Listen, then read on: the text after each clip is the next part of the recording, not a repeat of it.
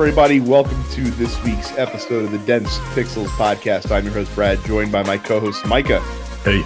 For the fourth consecutive year in a row, we are going to be breaking down the Pixel Rumble, a.k.a. the Royal Rumble from WWE, which happened last night. Lots of happenings. An interesting show. Yes. That, of course, is the back half of the podcast because we are a video game podcast. So that's what you get in the front half of this episode. It's a light news week, thankfully. So we will be able to get through that. But before we do any of that, I have to find out what Mr. Mike over here thinks of the new Monster Hunter so that I know whether or not I need to get it as well. I like it. I like it. I've never played a Monster Hunter, so this is a new experience for me.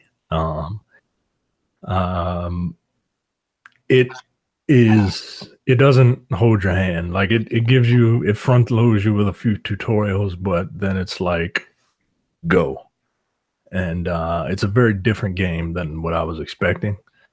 Yeah, you can go out into the world or at your leisure and do whatever. But the missions that you have are like they have fail conditions, and one of them is like they're timed.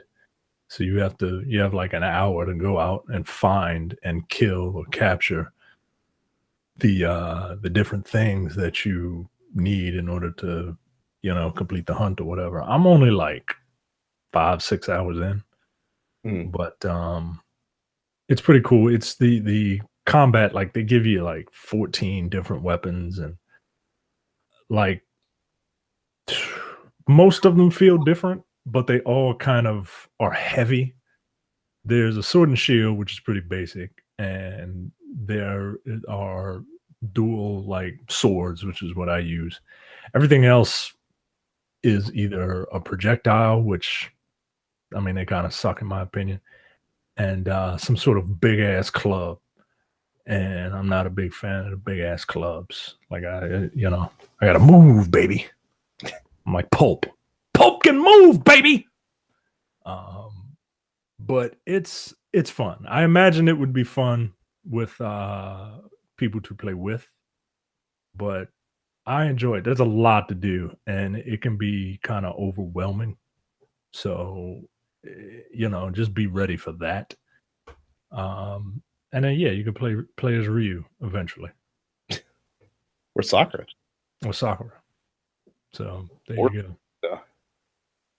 Well, very cool. I'm still in the fence. Not like I have time for a game like that anyway. Yeah, I would probably hold off. Wait till you get it on a sale or something. That's not a bad idea. That's probably what I will wait for. Capcom games do tend to go on sale rather quickly. So yeah, see what happens there. So real quick, some housekeeping. densepixels.com/premium is where you should go if you've not yet signed up for premium content. It costs you just $5 a month or $50 for the entire year so that you get access to our premium catalog of shows, including the Area of Grievances, Look Forward, the political podcast that we have on the network, the Men with the Golden Tongues, Micah and myself's James Bond podcast, and the No Time to Bleed, our action movie podcast. It also includes video episodes of the Nerdpocalypse flagship podcast that you can check out as well. So again, densepixels.com/premium. If you've not checked it out, it's I would recommend putting the $5 for a month and just checking out for a month and seeing if you dig it, because I guarantee that you'll be back with the 50 once you check it out a little bit. If you are in our fan group, there's someone in our fan group who posted about he was going back and listening to back episodes of Airing of Grievances, and he said that that episode alone, of the episode titled The Note, that episode is worth $50. So testimonials, people. Like, we're not just shilling for the sake of shilling. Like, we put out what we think is a pretty quality product for your amusement. I would agree. Also, speaking of quality products, go to youtube.com/densepixels. Subscribe to this show if you've not done so yet. Hit the bell if you want to be notified when new content becomes available. At a minimum, you get this podcast every single week in video format as well. We do post Let's Plays occasionally. We post reviews occasionally. And now we are also pulling 2 clips from every episode of Dense Pixels that we are sharing in bite-sized format, one segment of the show on each clip on YouTube. And we encourage all of you guys, if you're listening to this podcast, these clips are not for you. These are for you to share with other people. Spread the gospel. Let them know about Dense Pixels. So again, we post those YouTube clips during the week. You'll see it on Facebook. You'll see it on Twitter. Hit that share button. Let your friends know and build the audience for this podcast. We would appreciate it. But again, if you haven't been to youtube.com/DensePixels, do that today and subscribe. And of course, we are on a variety of podcatching services. We are on Apple Podcasts. We're on Google Play Music. And the entire TNP family is also on Spotify. So if you use Spotify for your podcast, check us out there. We're there along with the Nerdpocalypse, along with Black on Black Cinema. You can subscribe and listen to all our shows through Spotify as well. So new releases this week. Micah is prepared to lose the next 300 hours of his life to the City of Final Fantasy NT. Micah, of course, infamously spent 330 hours maxing out every single character in the original Dissidia for PSP. Crazy.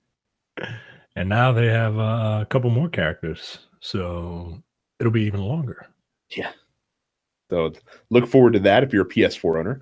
If you're a PS4 or an Xbox One owner, you can check out EA Sports UFC 3. So if you loved all of the proposed microtransaction loot box shenanigans that was coming to Star Wars Battlefront before they immediately reversed course, well, and you're like to yourself, man, I really wish that we had that system, but in a fucking combat sports fighting game. Well, guess what? You have EA Sports UFC 3. Where you can create a UFC MMA fighter, and then after every match, you get to open a loot box to see if you can upgrade one of the stats. Sounds like I'm joking. I'm really not. I can't wait to see a review score for that game. They're gonna be fucking terrible. I never got into the UFC games. Nor have I. Yeah, I just I don't know if it's because I don't follow UFC religiously. Like my interest in UFC is to see people hit each other. And that's about it. You know, hopefully I see a knockout, and I get really upset if I don't see like someone get hit in the face and then they automatically do that like Mortal Kombat rigor mortis thing where they just fucking just fall down. I mean, from everyone that I've talked to, and it's not many people who play those games, I get the sense that the THQ ones were a little bit better than the EA Sports renditions have been. And like I said, I can't imagine that it's going to get much better when you're inserting microtransactions, forcing microtransactions into the mix. So good on you. Good guy, EA. We'll talk about you guys later in the show. And then on the digital side of things, it is a new month coming up around the corner. Therefore, there are new games with gold titles. I'd say Xbox did a fair job redeeming themselves in February. January is a little lackluster. February seems decent. So for the entire month of February, rather, you get access to Shadow Warrior, which Terrence talked about a few episodes ago, and I think he enjoyed, and especially for free. You got to enjoy it for free. Yeah. That'll be available the entire month of February. From the back half of February on through the first half of March, you get Assassin's Creed Chronicles India. So if you like your Assassin's Creed two-dimensional, then you should check out Assassin's Creed Chronicles India. And on 360, it's actually a pretty damn good month. So from the February 1st to the 15th, you get the completely underrated and underappreciated racing game Split Second, which is a game that's near and dear to my heart. Did you play Split Second? I did play Split Second. I got tired of it really, really quickly. You did? See, I liked it a lot. And so did Terrence, for that matter. Well, Terrence likes like most racing games, right? I don't know if he likes most racing games, but I know he likes Split Second. And he has a very discerning taste when it comes to racing games. So look, it's fun. If you like the calamity of Burnout and you like the destructibility of like destructible environments, check out Split Second. You'll be glad you did. It's got a great gimmick. I just felt like there needed to be more courses or something. Like that's a fair argument to make. It seemed like a great first effort that would have benefited from a sequel. Yeah, that would be. Yeah, the game didn't do that great. And then the second half of the month, Crazy Taxi, the Dreamcast favorite, comes to you for free. Same Crazy Taxi without the soundtrack that was memorable for. Yo, are you for real? I think I don't think they got. I don't know if it's that they didn't get some of the songs or if they had to completely replace the soundtrack for licensing issues. The Crazy Taxi is the only reason why I know who the Offspring are. Like if I can't get the only reason that you would ever know. Yeah. That and Idle Hands are like the only contributions to popular culture. That for a white. Yeah, like that guy who looks like a cross between Jake Busey and Andy, like the lead singer. Like that's how I know him. Andy instead of like pegging me with generic white guy with black. To get another fucking chubby white dude. Well, I'm not Jay.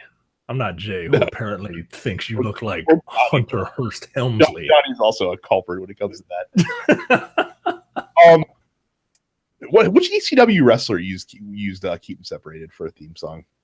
I can't remember. One of them did. I can't remember which one.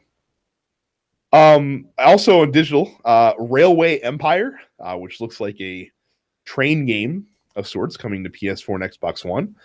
Striker's Edge, a medieval dodgeball game. Yes, you heard that right, coming to PS4. And then Wolverblade, a side-scrolling beat-em-up, which we just had a listener last week in Question of the Week that was saying, where are all the beat-em-ups? Well, here's Wolverblade, listener, who I can't remember which listener that was last week, that said that on PS4 and Xbox One. Wolverblade. WLVER Blade. Not Wolferblade. All right. Well, it looks like Castle Crashers. So there you go. Castle Crashers meets Golden Axe, basically. That's what it looks like to me. There you go. And release date announcements, there's only one, but it's a big one. God of War finally getting a release date. It is coming out on April the 20th. So isn't that Pothead Day? It's Pothead Day. It's also Nintendo Labo Day. Oh. Taking a back seat to Nintendo Labo as God of War. You know what? Nintendo, again, they know what they're doing. You get a bunch of people fucking high on marijuana. They'll think that putting their goddamn Wii's inside cardboard boxes is a good idea. It's a good Hank Hill pronunciation there of marijuana. Marijuana? Nice job. So we only have 5 stories this week, so Mike is going to handle them all before we get to the main event per se of the show. Yes. First up in headlines, Epic Games is closing down Paragon. Paragon was in my hand right now so that I could do the Ron Burgundy. Boy, that escalated quickly. Paragon was the multiplayer online battle arena title. They're shutting it down on April 26th. They said that the servers are going to go off that day, and they sent out an apology that reads as follows. Hey, everyone. It's with heavy hearts that we've decided to close down Paragon. We truly appreciate everything you've put into Paragon. We received many passionate ideas for where to take the game. The outpouring of thoughtful suggestions is another reason why we're closing down. Yeah, I was gonna say, I'm sure all the armchair quarterbacking was game designers. I say that in jest. I'm sure they rely on their communities for a lot of good ideas and a lot of. Well, look, if you got a vision, like you got to see it through. I'm just saying, you can't take ideas from the peanut gallery. Like the best movies, the most well-written movies usually have 1 or 2 writers, not 4 or 5. After careful consideration and many difficult internal debates, we feel there isn't a clear path for us to grow Paragon into a MOBA that retains enough players to be sustainable. We didn't execute well enough to deliver on the promise of Paragon. We have failed you, despite the team's incredible hard work, and we are sorry. To make things right, Epic is offering a full refund to every Paragon player for every item purchased on any platform. This refund will come directly from Epic rather than your platform provider. God damn. No refund for anything ever. I'm impressed. Yeah, man. Good on you, Epic. They got that Fortnite money now. They don't need to fucking worry about flushing money down the toilet for fucking Paragon. Like, do you know how rich we are from fucking Fortnite? Like, since that Battle Royale came out, do you understand how much money is flowing into Fortnite that we can take the probably tens of millions of dollars that was invested in development on Paragon and the millions of dollars that we've received for Paragon purchases and be like, you good, man. Get that money back. It must be nice to have money like that. Yeah. Either that or it was only 5 people playing the damn thing. So it's like, whatever. So according to the article, at one time they had more than 7 million registered players. But the active population was far below that, especially towards the end of the game's lifespan. I didn't realize that the game never actually left beta. It's still been in beta this entire time. Yeah, I didn't realize that either. I thought as much as I've seen like a couple people playing it, that they were like, they really enjoyed it, for what it was. And I think the refund thing takes what would have been a potentially really awful and really bad situation for Epic and actually makes it kind of okay. Yeah. It's all good, man. Hey. Listen, it sucks for fans of Paragon. It sucks for the people that worked hard in that game, but when you can, even if you dumped hundreds of dollars, thousands of dollars into that game, the fact that you're getting that all back because they felt that they failed you and couldn't make a product that got enough people to stick around. I wouldn't expect every company to do that, but that's a pretty good on you by Epic Games. I wouldn't expect any company to do that. So yeah, hey man. You get an attaboy, Epic. Your attaboy was undercut by the fact that you failed, but you've leveled out. You've leveled out. Speaking of things that are closing, Miitomo, Nintendo's debut smartphone app, will soon go dark on May 9th at 12 a.m.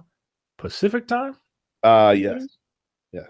Nintendo will terminate the Miitomo social network. I forgot this thing was a thing. Me too. I totally forgot it existed. Yeah. Here's a list of things that will not work on Miitomo. You know what? Who cares? Nobody has it. It's like, what the fuck? The only thing that Miitomo's lasting legacy will be is the fact that it was the toe dipped in the water of the mobile space for Nintendo that eventually led to things like Super Mario Run and Pokemon Go and Fire Emblem and whatever else they come out with down the road. That is literally its only contribution to our gaming culture. Miitomo is the Crispix addicts of fucking video games. It is the first person to go out there and die. And it was the thing that let Nintendo know that,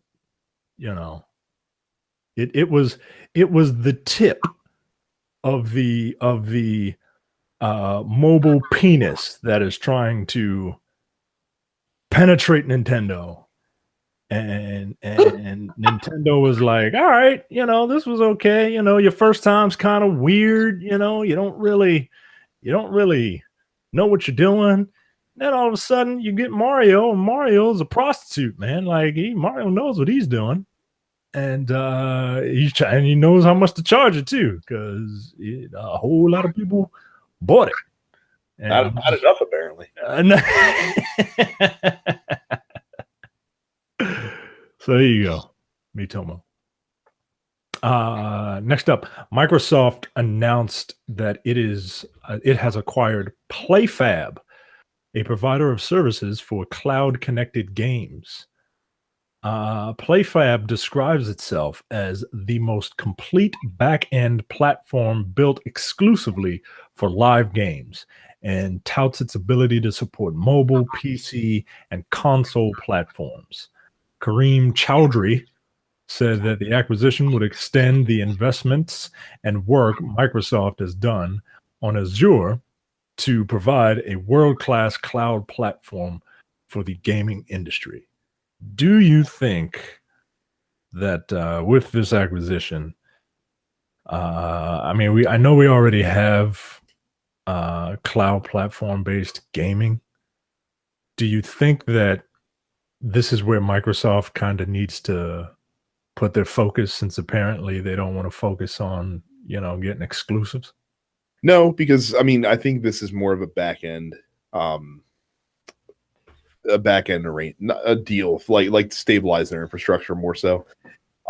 This sound, it's gonna be impossible to judge the importance of this acquisition until many years from now. Mhm. But this looks a lot like the PlayStation acquires Gaikai thing from many years ago. Oh yeah. Yeah, which didn't turn into anything, considering PlayStation now doesn't really do a whole heck of a lot as far as it must do something if they keep it going, and they but they don't talk about it ever. So that's what I think here. Apparently some of PlayFab's current clients include Disney, NBC Universal, Wizards of the Coast, Nickelodeon, Bandai Namco, Rovio of Angry Birds fame, and Capcom, mostly used for mobile games. Apparently their services are also used to work for a bunch of mobile games and a few other games, most notably probably Killing Floor 2, which would be the one that most people would have heard of on the list. So again, this seems like a back-end infrastructure kind of deal just for Microsoft to kind of bolster their cloud services, their live services. And it kind of ties into one of our next stories, probably. It wouldn't shock me at all. It seems like Microsoft might be moving a little bit more towards the subscription model, maybe. And this would certainly support that. Yes. But before we do that, it's time for the Amazon read. Yes, folks, you know the drill. This is where we implore you to go to www.densepixels.com/Amazon for all of your purchasing needs. You don't pay anything extra, and you give us a finder's fee. It is approximately 4%. So buy a lot. That's www.densepixels.com/Amazon. It is the easiest way to support us. That sounded a heck of a lot like when Tommy Vitor does the ad reads for Crooked Media to my John Lovett at Crooked Media. Yes, I'm giving myself props like that. I'm fine. Top stories. Banal, effective, but uninspiring.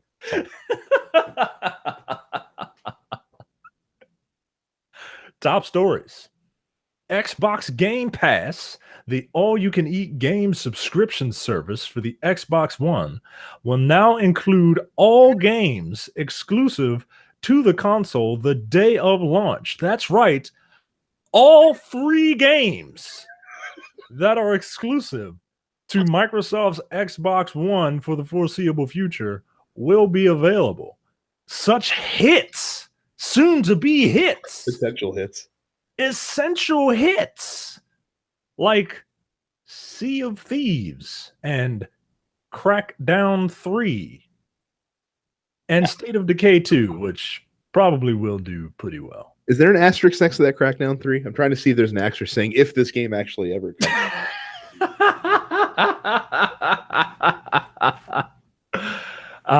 Xbox Game Pass is $9.99 a month.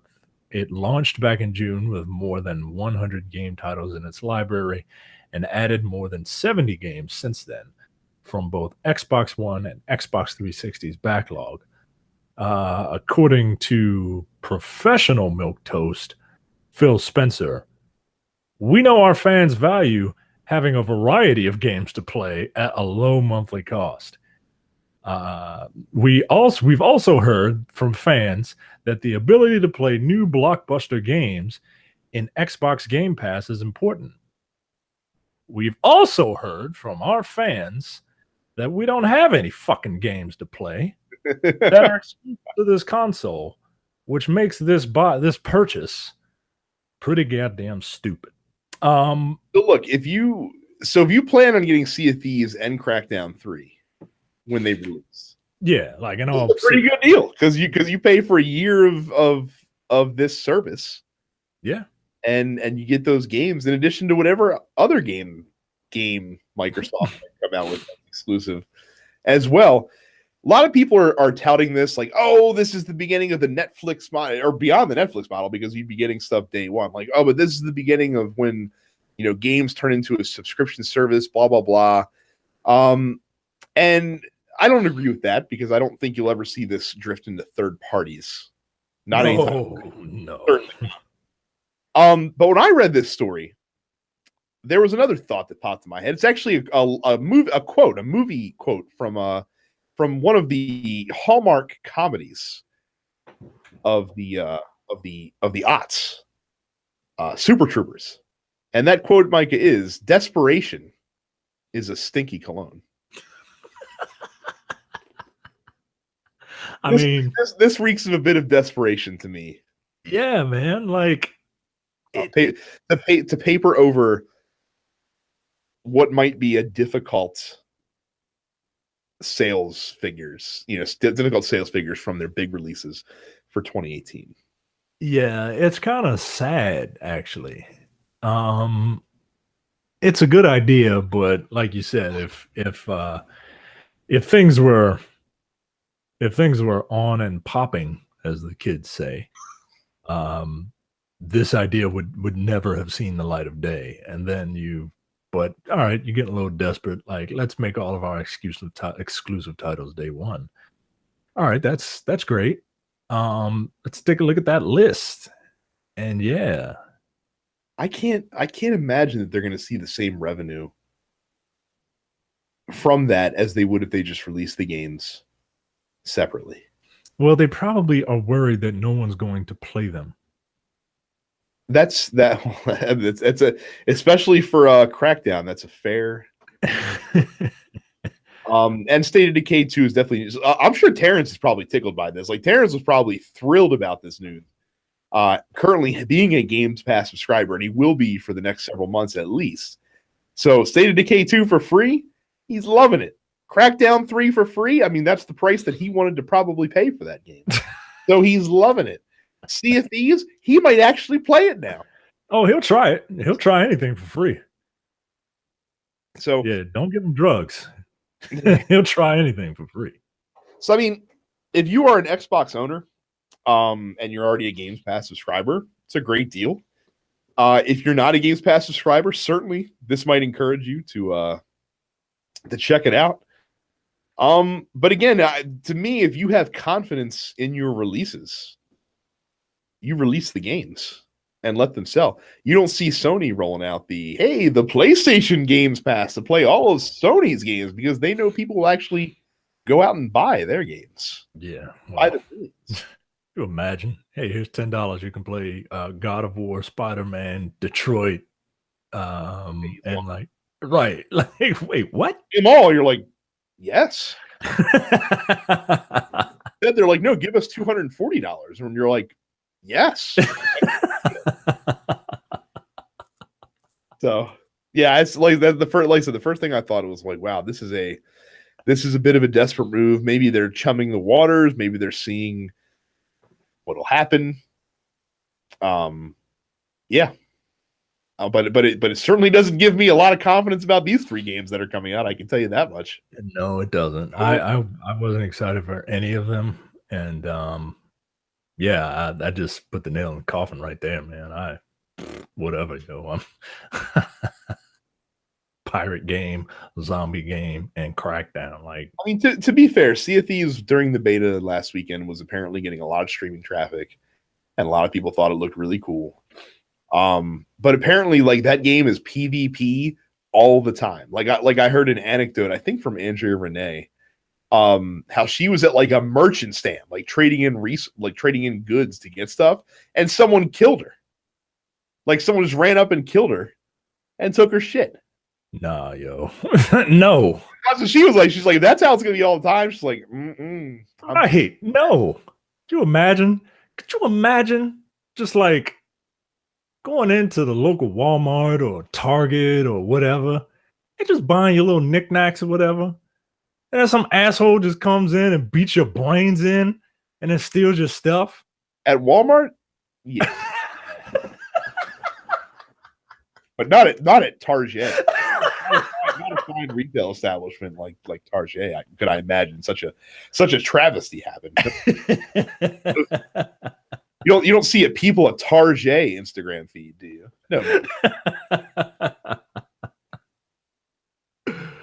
Yeah, no. I wouldn't touch that game if it's PvP all the time. I'm sitting at an auction board and all of a sudden people kill me. Like, nah, man. The whole point's to chase him down, Mike, and get your shit back. Nah. No. You're right. Yeah, but you better have some PvE in that game, otherwise. Yeah. Otherwise, it's going to sink. Hell, just let there be a safe zone when you're shopping for shit. Right? Could you imagine if the whole game was the fucking dark zone? Right. What it is. We'll see. We shall see. A lot of hype behind that. Speaking of, well, I don't know if this has a lot of hype yet. Certainly not anymore.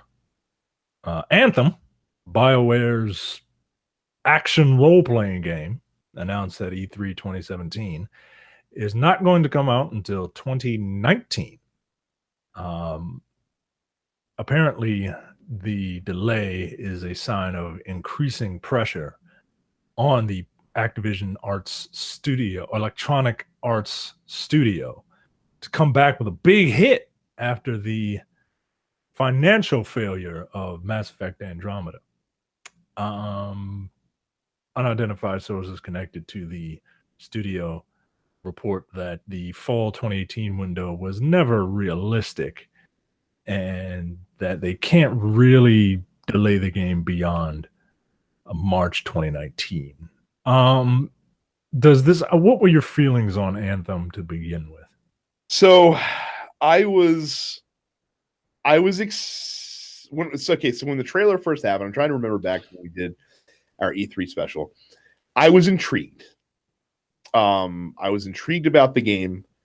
I certainly was hoping that it'd be good because I'm like, hey, I remember my line was always, hey, if you took away from Mass Effect Andromeda for this game, then this game better be fucking stellar. Yeah. So I had hopes. And then, of course, like everybody else, the Battlefront fiasco tempered those expectations somewhat. Not because of anything that BioWare would be doing, but because of EA getting their EA hands all over that game. And this delay reeks of a holy shit, we saw what happened with Star Wars Battlefront. We need to make sure that this doesn't fucking happen again.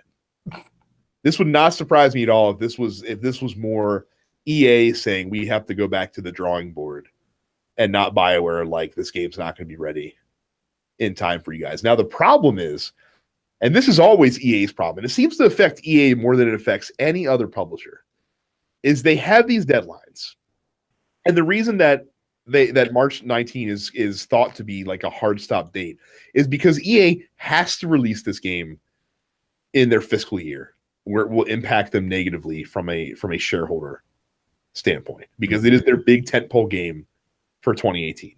Mm-hmm. But when you do that, you have the same problem that you ran into with fucking Mass Effect, where you have this game that was supposed to come out in October, got delayed into fall, but it's got to come out in March. Studio rushes it out. Mass Effect Andromeda probably could have done with another 4 to 6 months of development time. Probably would have made that game a lot more successful, but EA's got to get out in a certain amount of time because they have to appease their shareholders and they have to have that revenue coming in. Whereas if they just let the game be developed naturally, you'd be a lot better off. Yeah, I mean, I hate having to rush art, but I understand that things are a business. But yeah, it's a sticky wicket, right? Because I'm not trying to take the big corporate conglomerate that is the worst company in America's side here, but yeah, where's the solution, right? Like should EA be investing in more games and spread themselves thin to try and cover their, it's like the reverse movie problem, right? Like you got a big tentpole release that you need to put out so that you can fund all your smaller games. Or do you need a bunch of smaller games to do moderately well to give your big game time to be properly finished? We're not talking about a regular company that actually has to bean count and make sure that money's budgeted.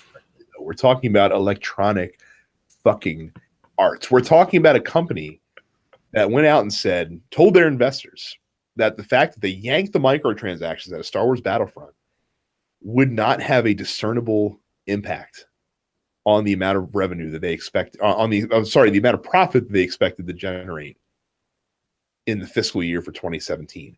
And I know what you're thinking. You're like, well, how can that be? They put this very elaborate microtransaction system in that they relied on because they're not charging for DLC for that game. So they, of course, were expecting to get a lot of money from these microtransactions. They turned them off completely. They're still not on, 2 months after launch.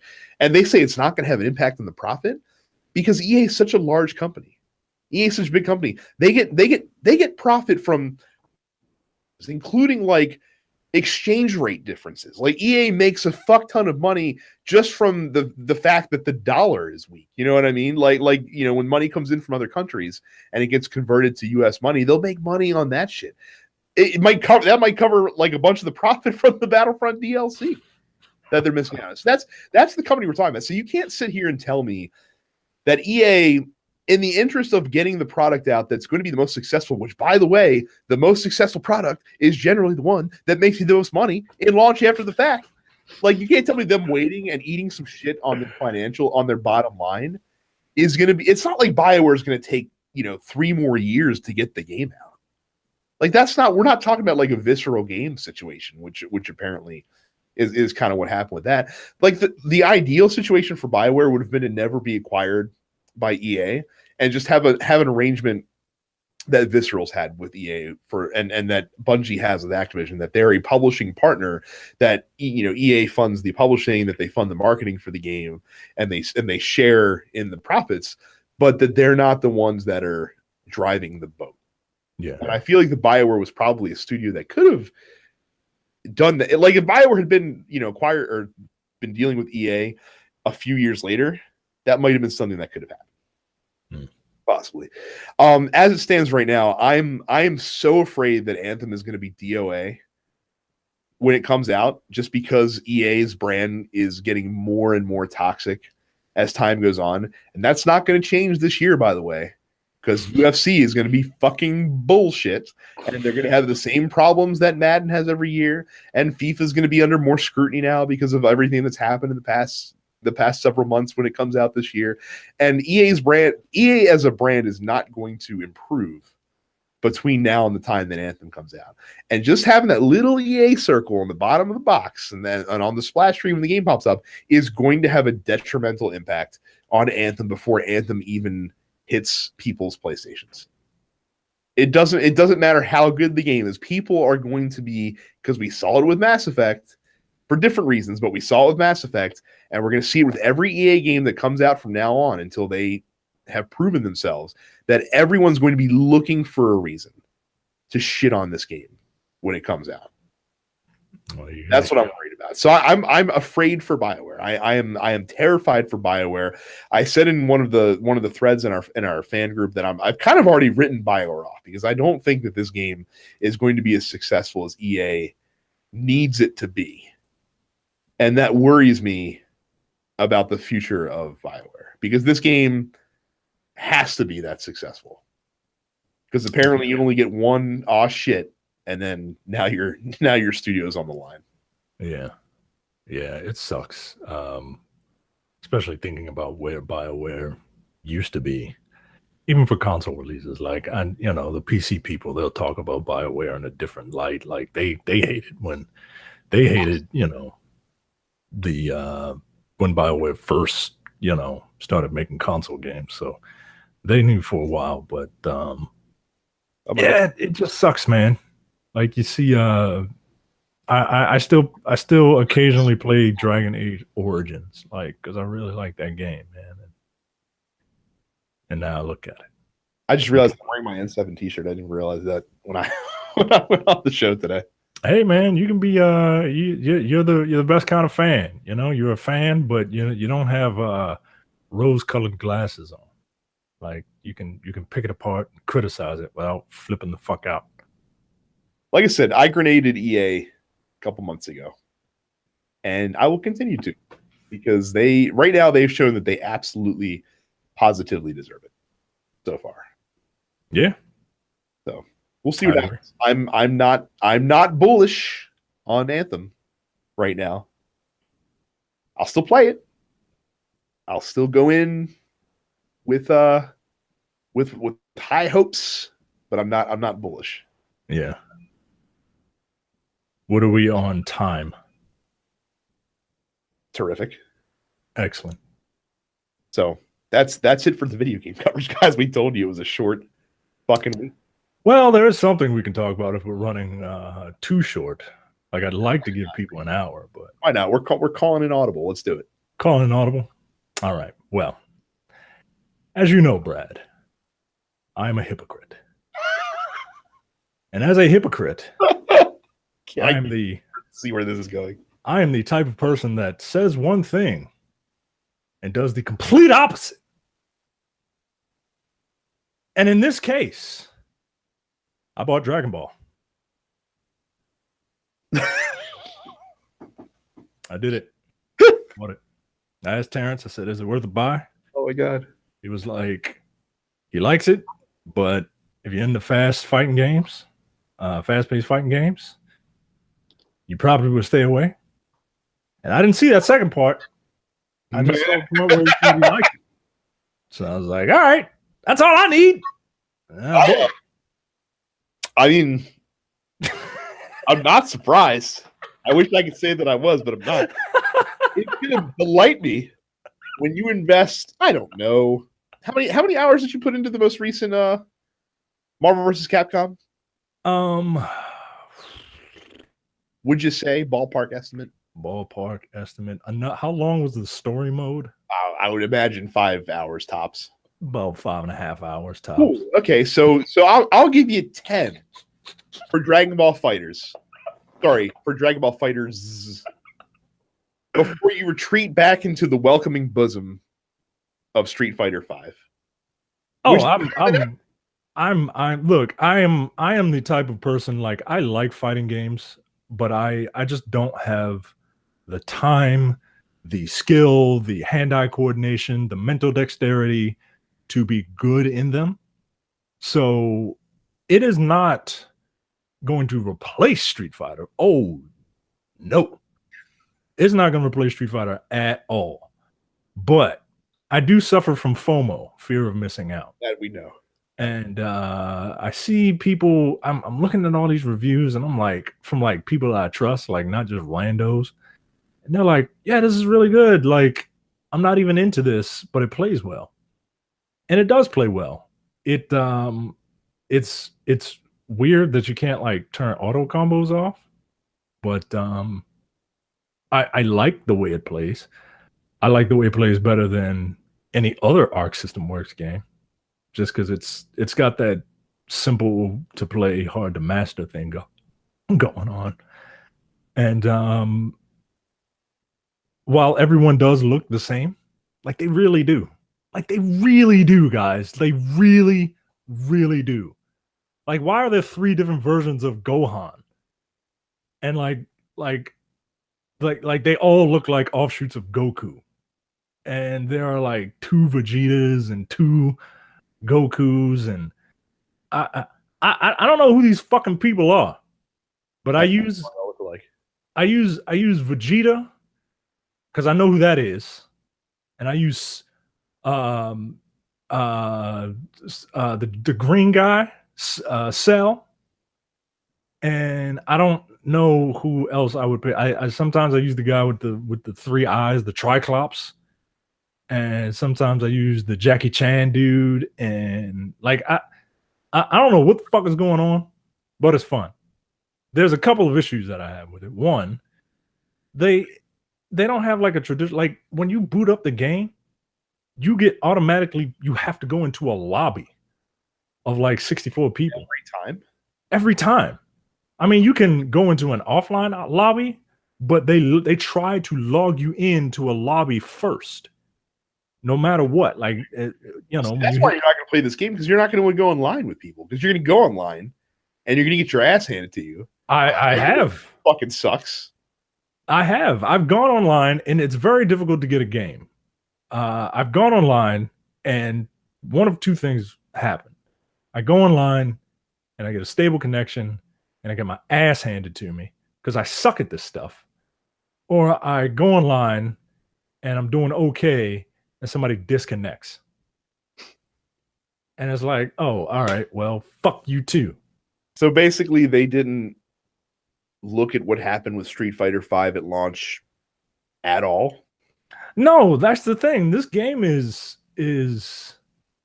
I mean, it's fully featured, right? No, I'm talking about the way, as far as the way the online isn't like, I see people get matches.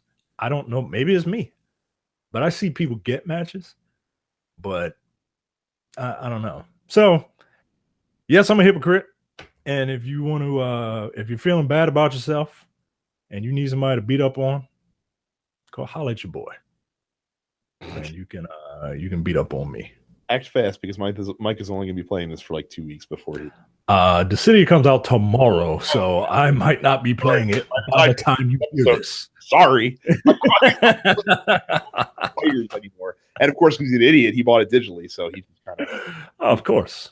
Good job. Terrible. So ends the video game portion of our podcast. For those of you that are not sticking around for wrestling talk, just a reminder, make sure you join our fan group, densepixels.com/fans. Leave us a 5-star review on Apple Podcasts. Apparently, it's super easy to do now in the Apple Podcast app, but leave us a 5-star review there. We will read it on the air if you do. Follow us on Facebook and Twitter at densepixels. Subscribe to the show on whatever podcatcher you use. And of course, we are all on Twitch TV. We have a main show account, Dense Pixels. We have me at Dense Pixels Brad. Micah is Dense Black Nerd. Terrence is Apparition 410. And our friend Carrie is Suppets Carrie. So like I said, for those of you that are just here for the video game talk, we'll see you next week. Have a fantastic week. But for those of you who are waiting to hear our thoughts on the 2018 Royal Rumble, stay tuned for the Pixel Run.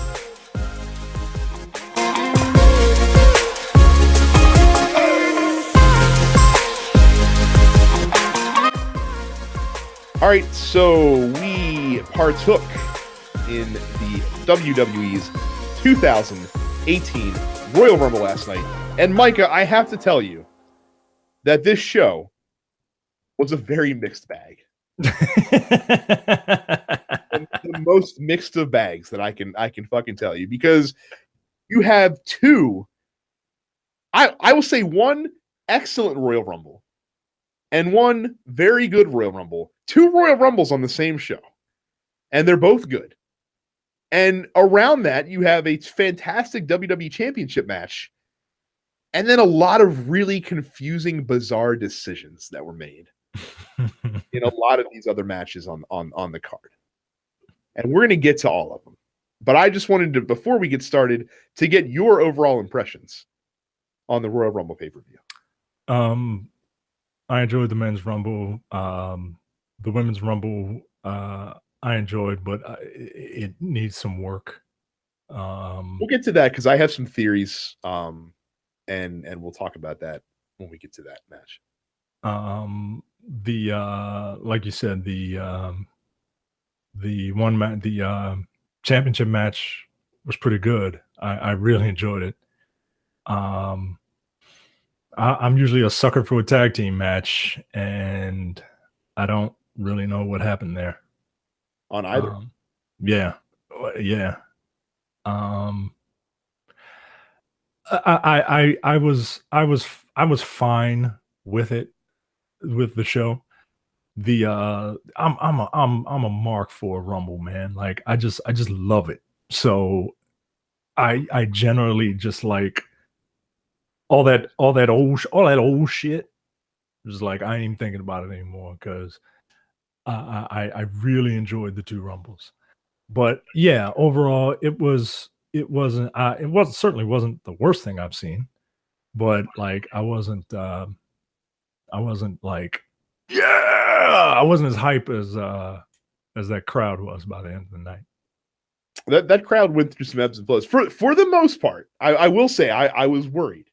Oh yeah, they were of course in Philadelphia, and we know the Philadelphia crowd sometimes has a tendency to let's face it, just be assholes, right? The Philadelphians are assholes by nature, and they did a pretty good job. There's a couple of nits that will pick. I don't know why they're booing Maria Menounos. I mean, the woman had a brain tumor, for Christ's sake, Philly. Because they're trash. They're garbage. Right. They're refuse.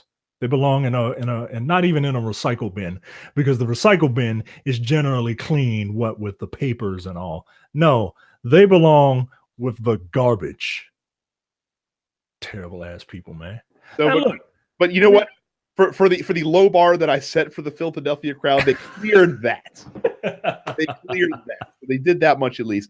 Before we get started, I would be remiss if I didn't mention one of the best wrestling matches that I've ever seen in my life during NXT TakeOver. And I, of course, am referring to the NXT title match between Andrade Cien Almas and Johnny Gargano. Oh, okay. I haven't watched. You haven't watched it yet? No. It is worth your time, sir. Excellent. It is worth your time. Watch that one, and then watch and also watch the Adam Cole, Aleister Black match, where you will see Adam Cole take one of the most like a cringe-inducing bumps that you've ever seen, and he did it on purpose.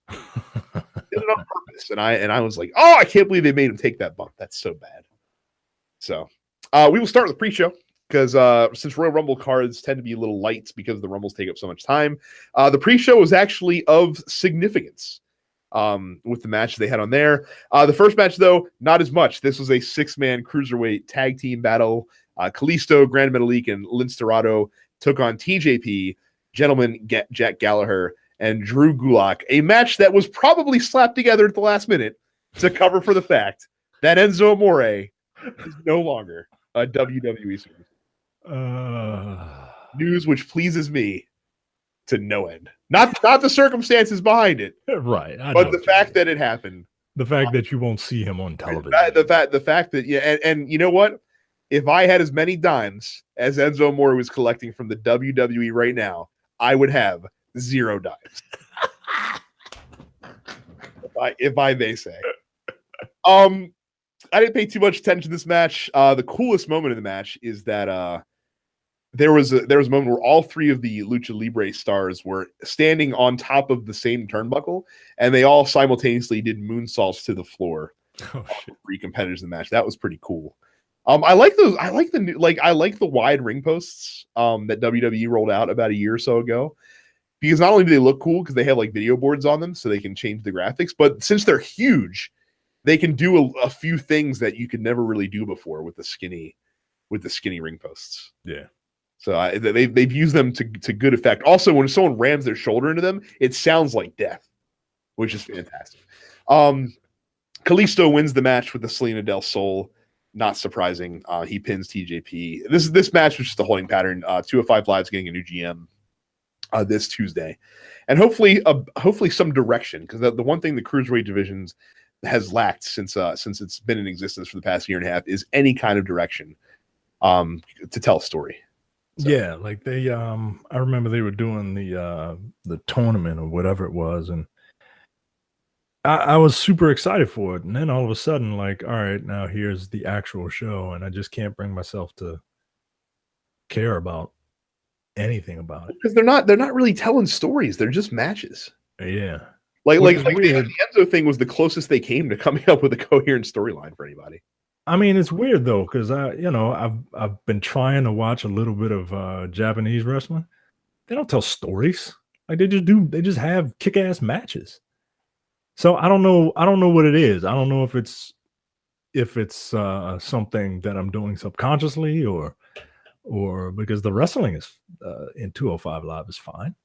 I don't know, but it doesn't. You're right. Like they need stories. So that was that. The next match on the card I was super happy to see because listen, I watched Raw 25 and Raw 25 was fine. It was what you'd expect that show to be.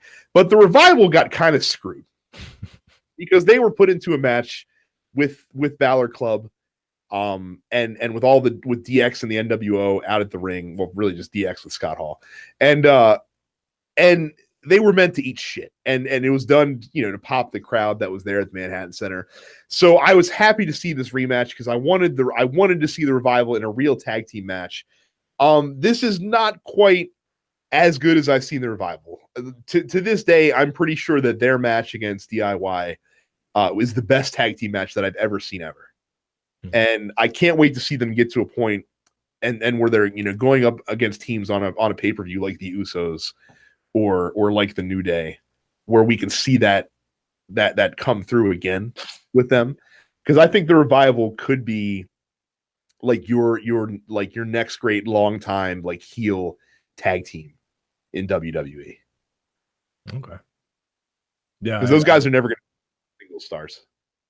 So I know I didn't see this or the next match. I pretty much just skipped the pre-show. That's fine. The Revival did get their win back. They were working Carl Anderson's knee during the match, and they delivered a vicious chop block and got the pinfall after that. So finally, Bobby Roode, the new United States champion, came out and is doing the glorious U.S. Open Challenge, where he will take on any and all comers for his newly won United States title. This time it was answered by Mojo Rawley, so they fought for the U.S. title. Mojo Rawley as a heel is weird because he does the exact same bullshit that he did as a babyface, and I don't understand how they expect me to hate him when he has the best ring gear in WWE. I hate our flag. I hate our flag, man. It screams designed by committee to me. That's because you're wrong. And I'm fine with that.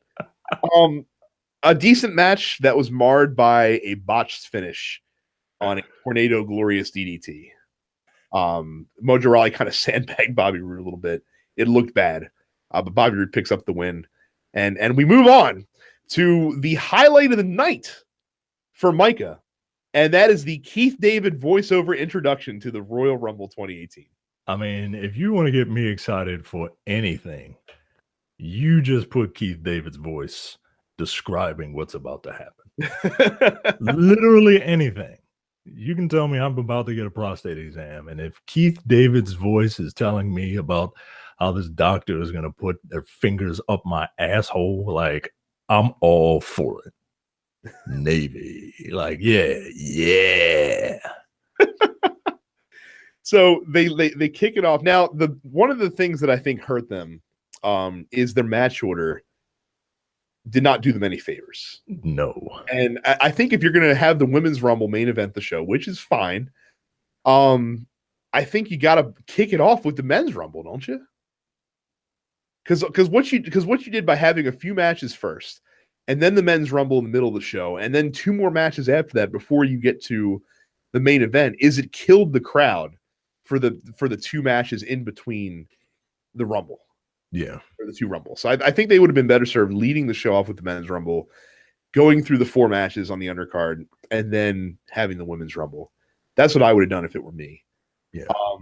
But instead, we lead off with a handicap match for the WWE Championship as AJ Styles takes on me and Cam working together.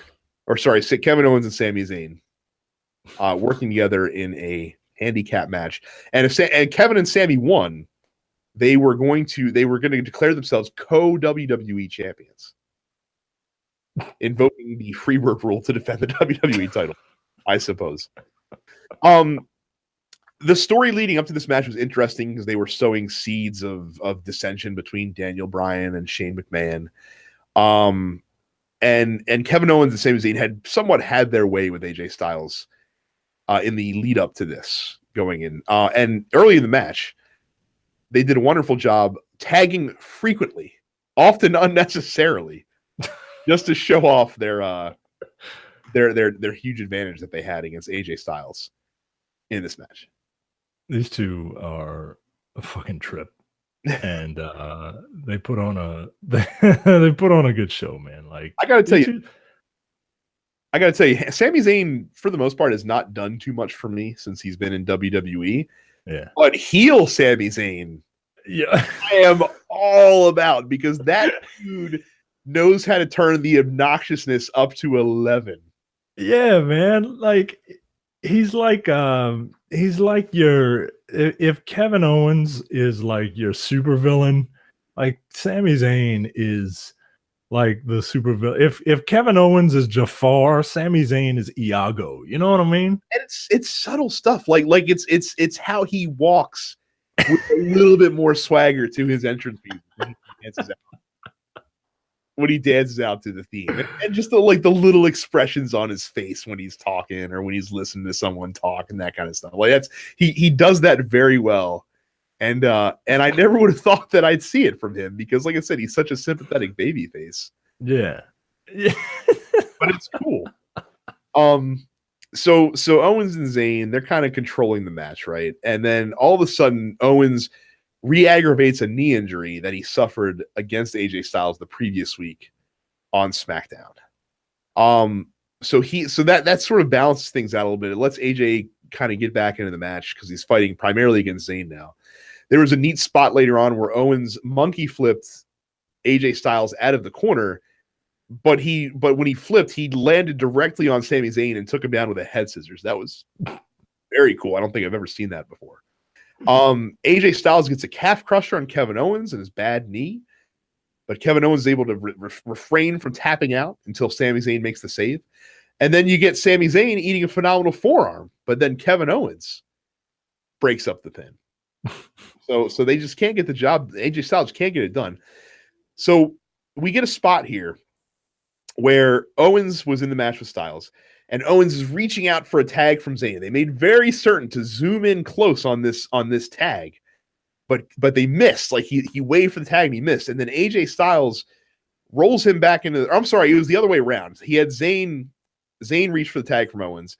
AJ Styles launches Sami Zayn out of the ring. Kevin Owens comes in to attack him, gets ready to put him up for the pop-up powerbomb, and AJ Styles reverses that into a roll-up.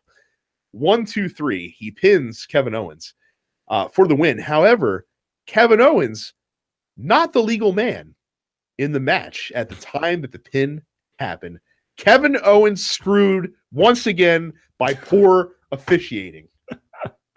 Unbelievable. And then his cries to Shane McMahon in the back room, of course, fell on deaf ears, because the dastardly Shane McMahon attempting to screw over Kevin Owens and Sami Zayn at any junction.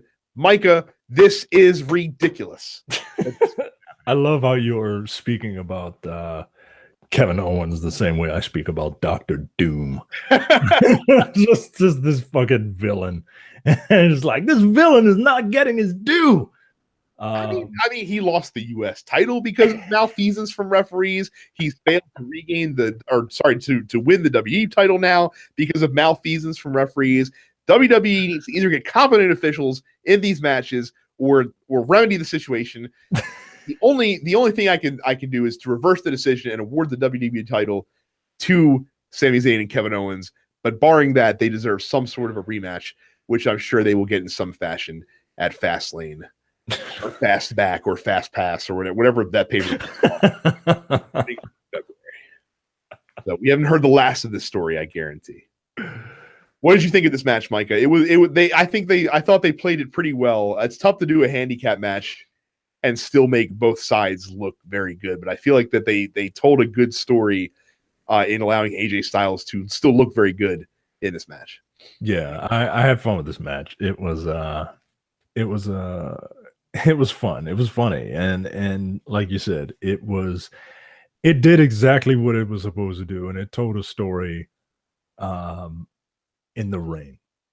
And that's what I love, right? Like that's what we all love, right? Like that's what we want that's one of the things we want in our performers, right? It was, yeah, I'm watching it now. It was funny. It was great. Like you and Cammy Zane are really good together. And like I said, I feel like they're gonna pull the trigger on that breakup way too soon. They really should. Oh yeah, I hope they don't, man. I really hope they don't. Next up, a 2 out of 3 falls match for the WWE SmackDown Live Tag Team Championships. This is the Usos defending against Chad Gable and Shelton Benjamin. Of course, a few weeks prior, Gable and Benjamin getting a title shot on SmackDown. They won the match, but the referee restarted the match after, I think it was he missed a tag, if I'm not mistaken.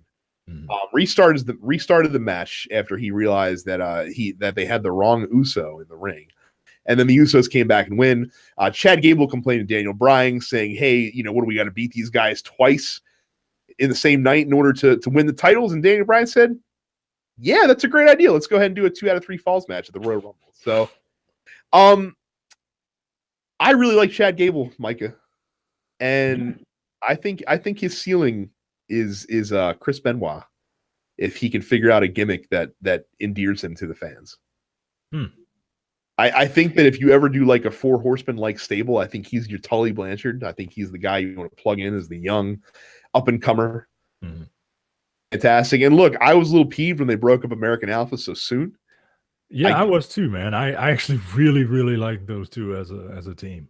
Well, and I get why they did it, because they saw a bright future with Jason Jordan. And to be fair, Jason Jordan has been certainly making the most of his opportunity. He's doing exactly what he's there to do. Right, on Raw. But I think that Chad Gable honestly has the higher ceiling between the two guys. And I wonder if the way that this match ended is designed to accelerate him getting a singles run. We'll see. I enjoy the simple things when it comes to professional wrestling. And if you work a body part, I'm going to love your match. And Gable and Benjamin took a knee of one of the Uso brothers, and they started working on it early on in the match. Yeah. And they were working that knee. Chad Gable, really good at throwing suplexes.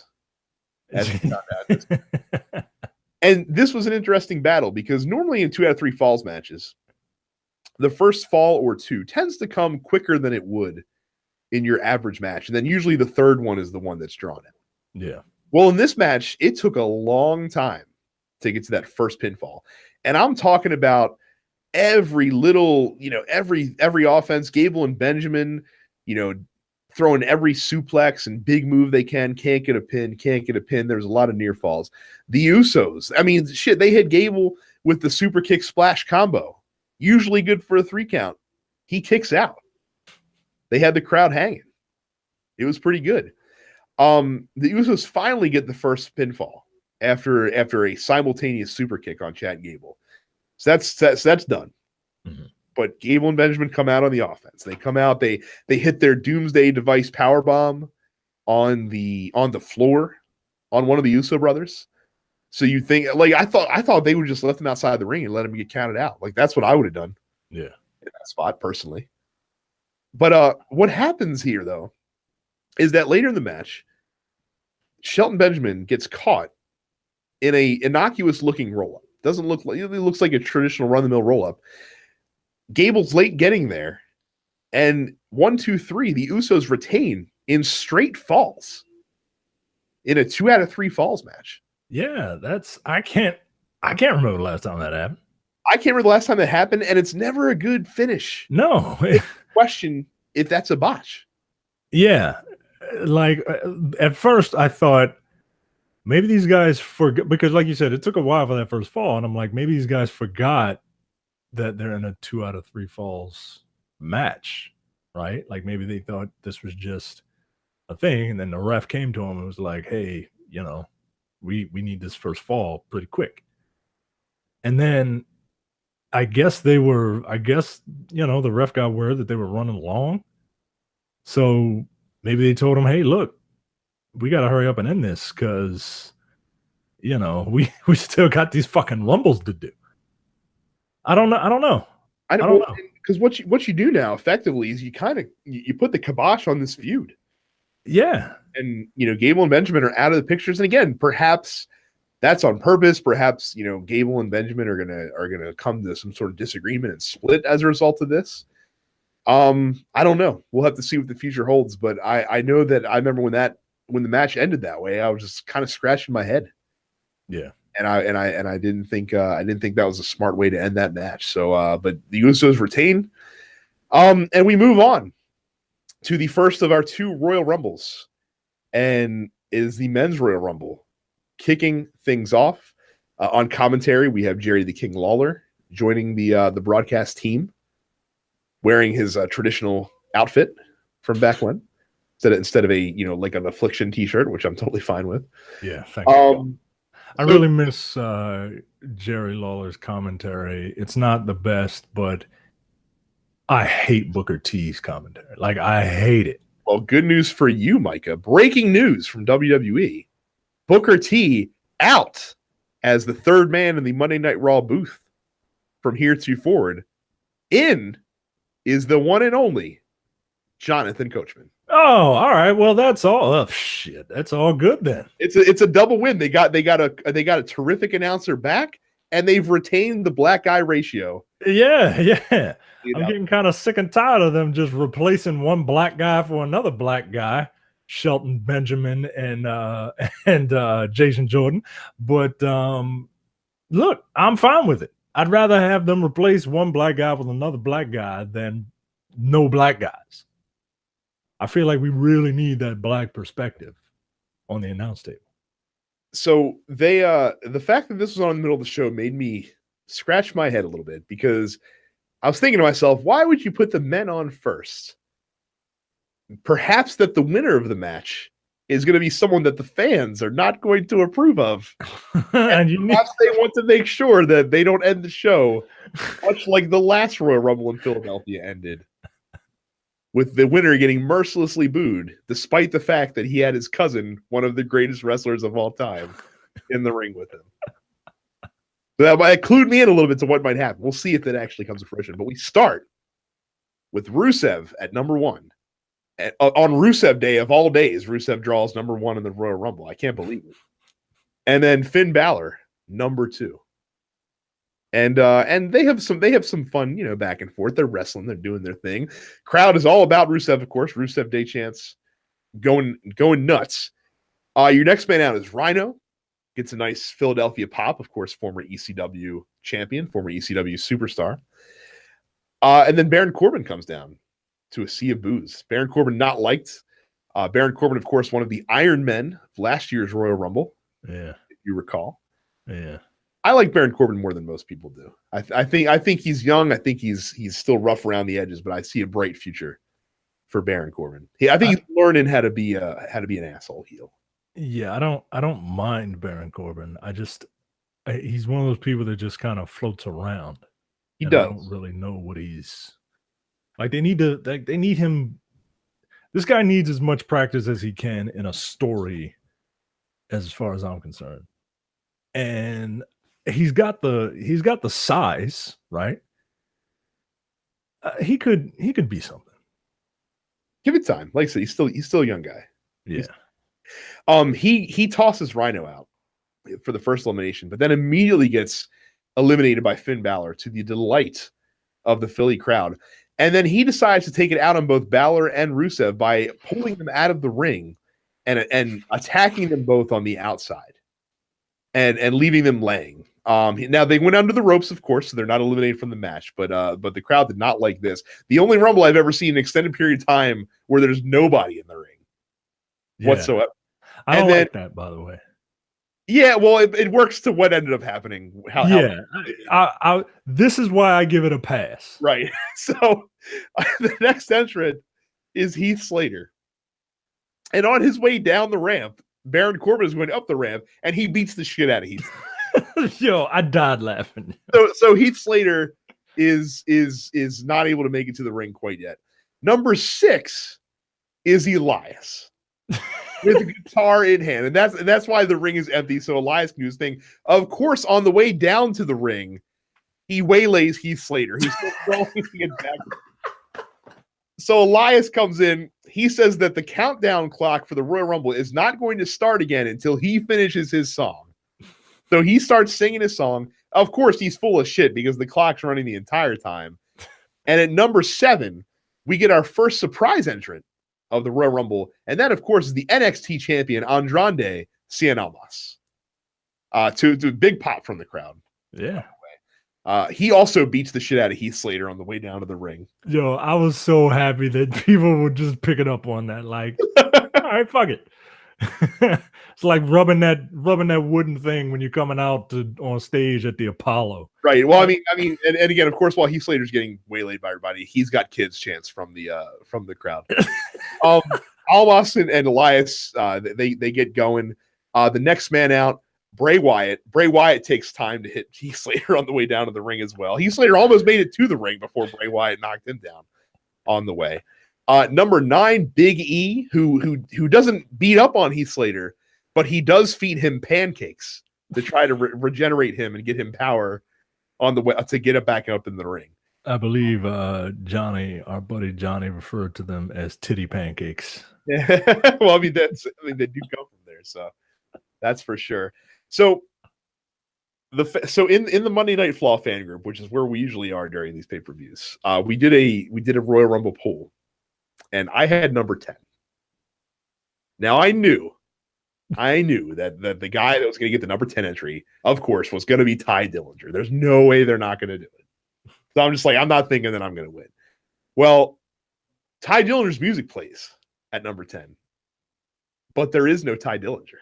Instead, in the backstage area, Kevin Owens and Sami Zayn are beating the shit out of Ty Dillinger, and then Kevin Owens tells Sami Zayn to go take his spot in the Rumble and to run out there and go take Ty Dillinger's spot.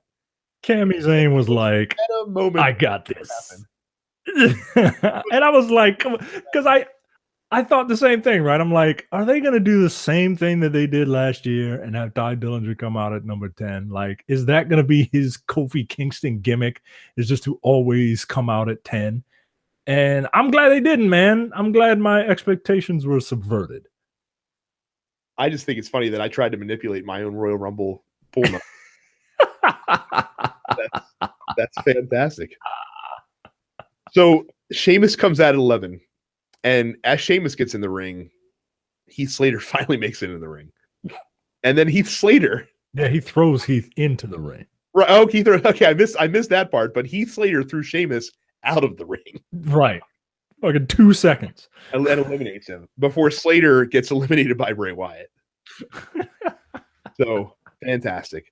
So 12 is Xavier Woods, 13 Apollo Crews, 14 was my pick for the Rumble.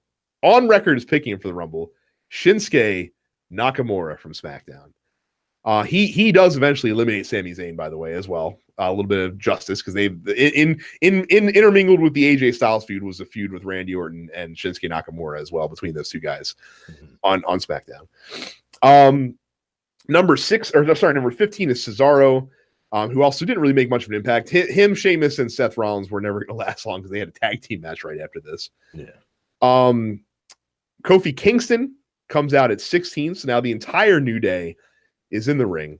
And at 17, we have Jinder Mahal. Now, Jinder Mahal, of course, to a chorus of boos. And he took care of almost the entire New Day by himself. He threw out Xavier Woods. He managed to eliminate Big E. And he was about to eliminate Kofi Kingston. He throws Kofi Kingston over the top rope. However, Kofi lands with one foot on the supine Xavier Woods, who is still laying on the outside of the ring after being eliminated by Jinder Mahal. And the referees say Kofi Kingston is not eliminated yet. And then Big E comes in with a platter of pancakes and slides it in on the floor, which also saves Kofi Kingston from being eliminated from the match. I always love the Kofi thing. This year though, I felt my inner Malcolm. Did you really? Because see, I think they're at the point where they can't think of anything wacky that he can do. So now they're just trying to make it funny. Right. I don't have a problem with this. I have a problem with what happened in the next Rumble. That's where my inner Malcolm was yo, fuck this shit.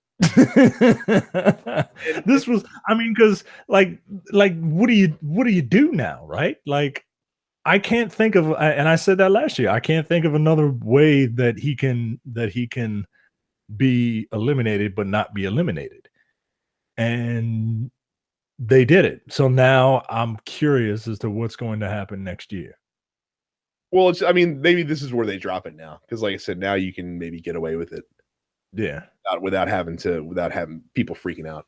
And then eventually Kofi Kingston would come back and eliminate Jinder Mahal. So turnabout being fair play. I can't remember who tossed out Kofi Kingston. But they were smart enough to throw him out the other side of the ring where New Day was not situated. Cien Almas. Okay. Him out. Yeah. Which, I mean, look, common fucking sense, right? Like, he was about to toss him over there. He started by getting to throw him toward the one side. He's like, no, wait, that's not going to work. And he burns his cords. So again, it's the smallest stuff, but it's, I like it. Yeah, man. Like, I don't mean to sidetrack you. This is one of the reasons why I like the Royal Rumble, man. Like you pick up on little stuff like that. You know, it's because all that shit is improv. You know what I mean? For the most part. And it's like, nope, not gonna do that. What? Like, I don't know. It's funny. It's the little things that make it worth it. So 18, Seth Rollins, who looks like he had his wardrobe tailored by Guy Fieri. Yo. 19, Woken Matt Hardy coming out. And of course, heading right for Bray Wyatt. They get in each other's face. They work together to eliminate Rusev, if I'm not mistaken. And then they eliminate one another, like they're grappling to the ropes, and they both fall out of the ring. So they're both out of here.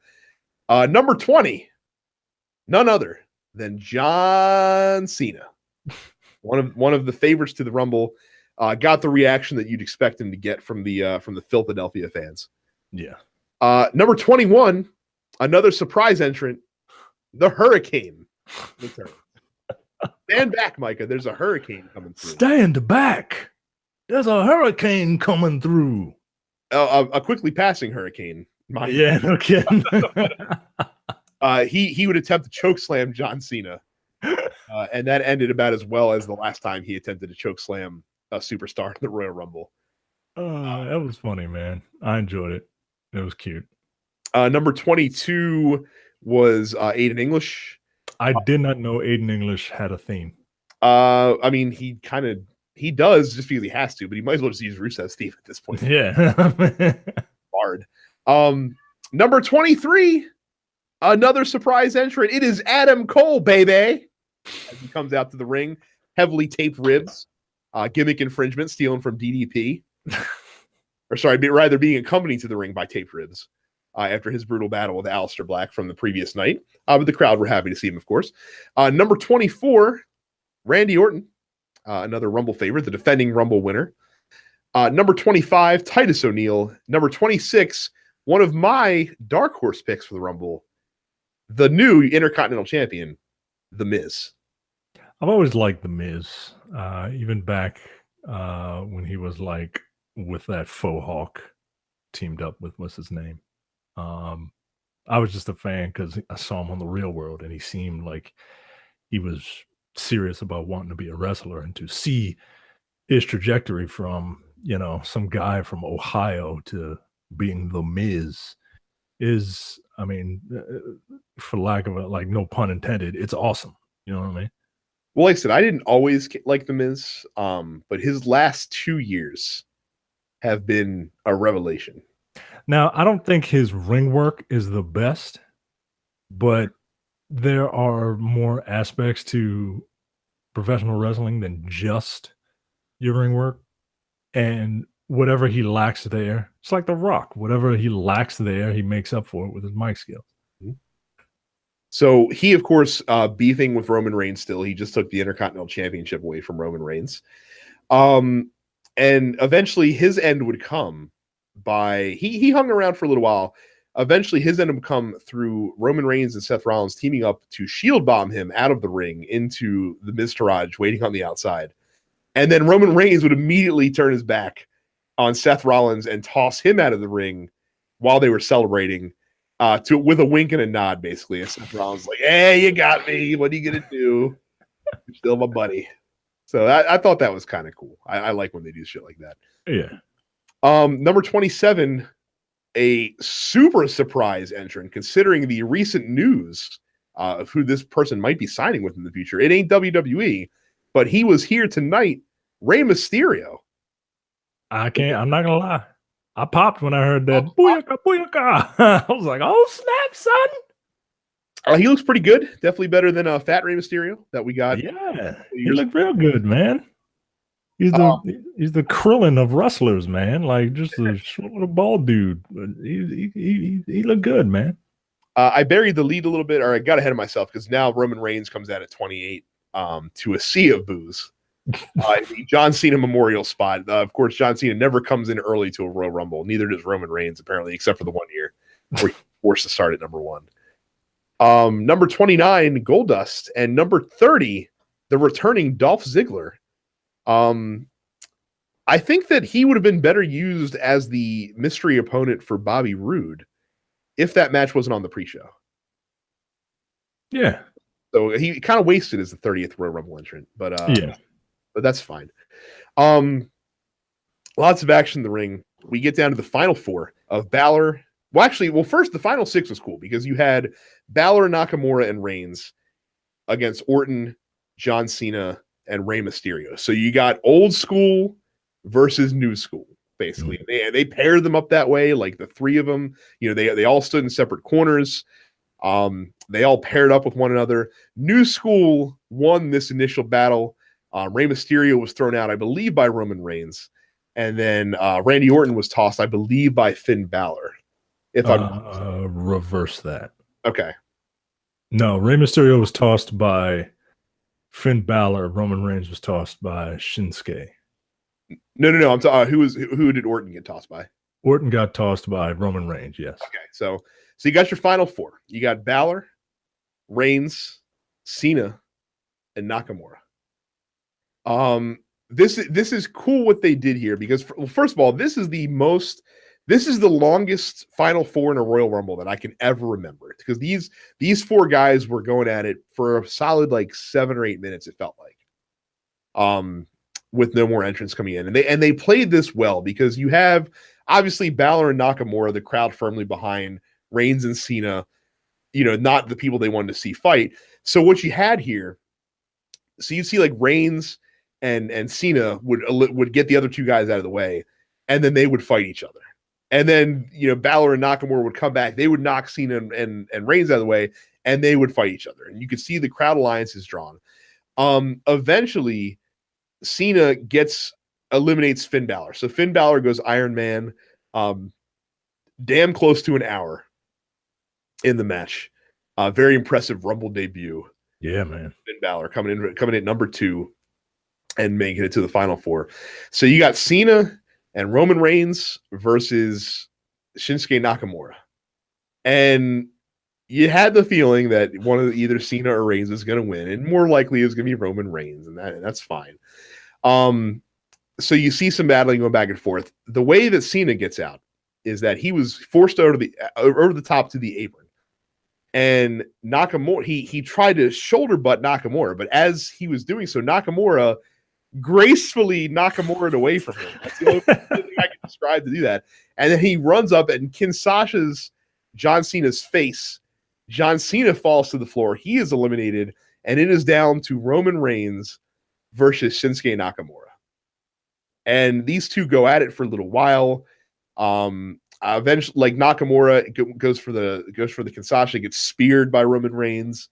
I think he also countered a spear at some point during this as well. But eventually, Nakamura is able to throw out Reigns with authority. That was not a mere, you move out of the way and let him fly over the top rope. He threw Roman Reigns out of the ring. And Nakamura is your Royal Rumble winner. And in an interview with Renee Young after the match, he chooses to fight AJ Styles at WrestleMania for the WWE Championship. Are we satisfied? I'm satisfied. It's one of the best Rumbles that I can remember. And I was surprised with the relative lack of surprise entrance. Yeah. But I think it worked in the favor of this match because they were able to tell a lot of small stories within the match that worked really well. And again, this Final Four and the way that they handled this Final Four made this Rumble what it was. Yeah. And they played on the crowd's emotions.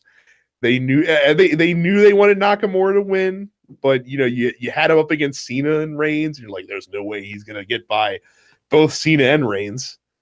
And he does. He overcomes. And he was the one to eliminate both guys, by the way. It wasn't like that either one did any of the work for him. Yeah. He was the one that did it. And it puts him over huge, makes him look like $1 million. I was someone who was not very excited about Nakamura when he first got to WWE and for the first year and a half. From the Survivor Series match onward, though, he's really shown me something. Like I said, the Survivor Series match that he was involved in was the best I've ever seen from him in WWE.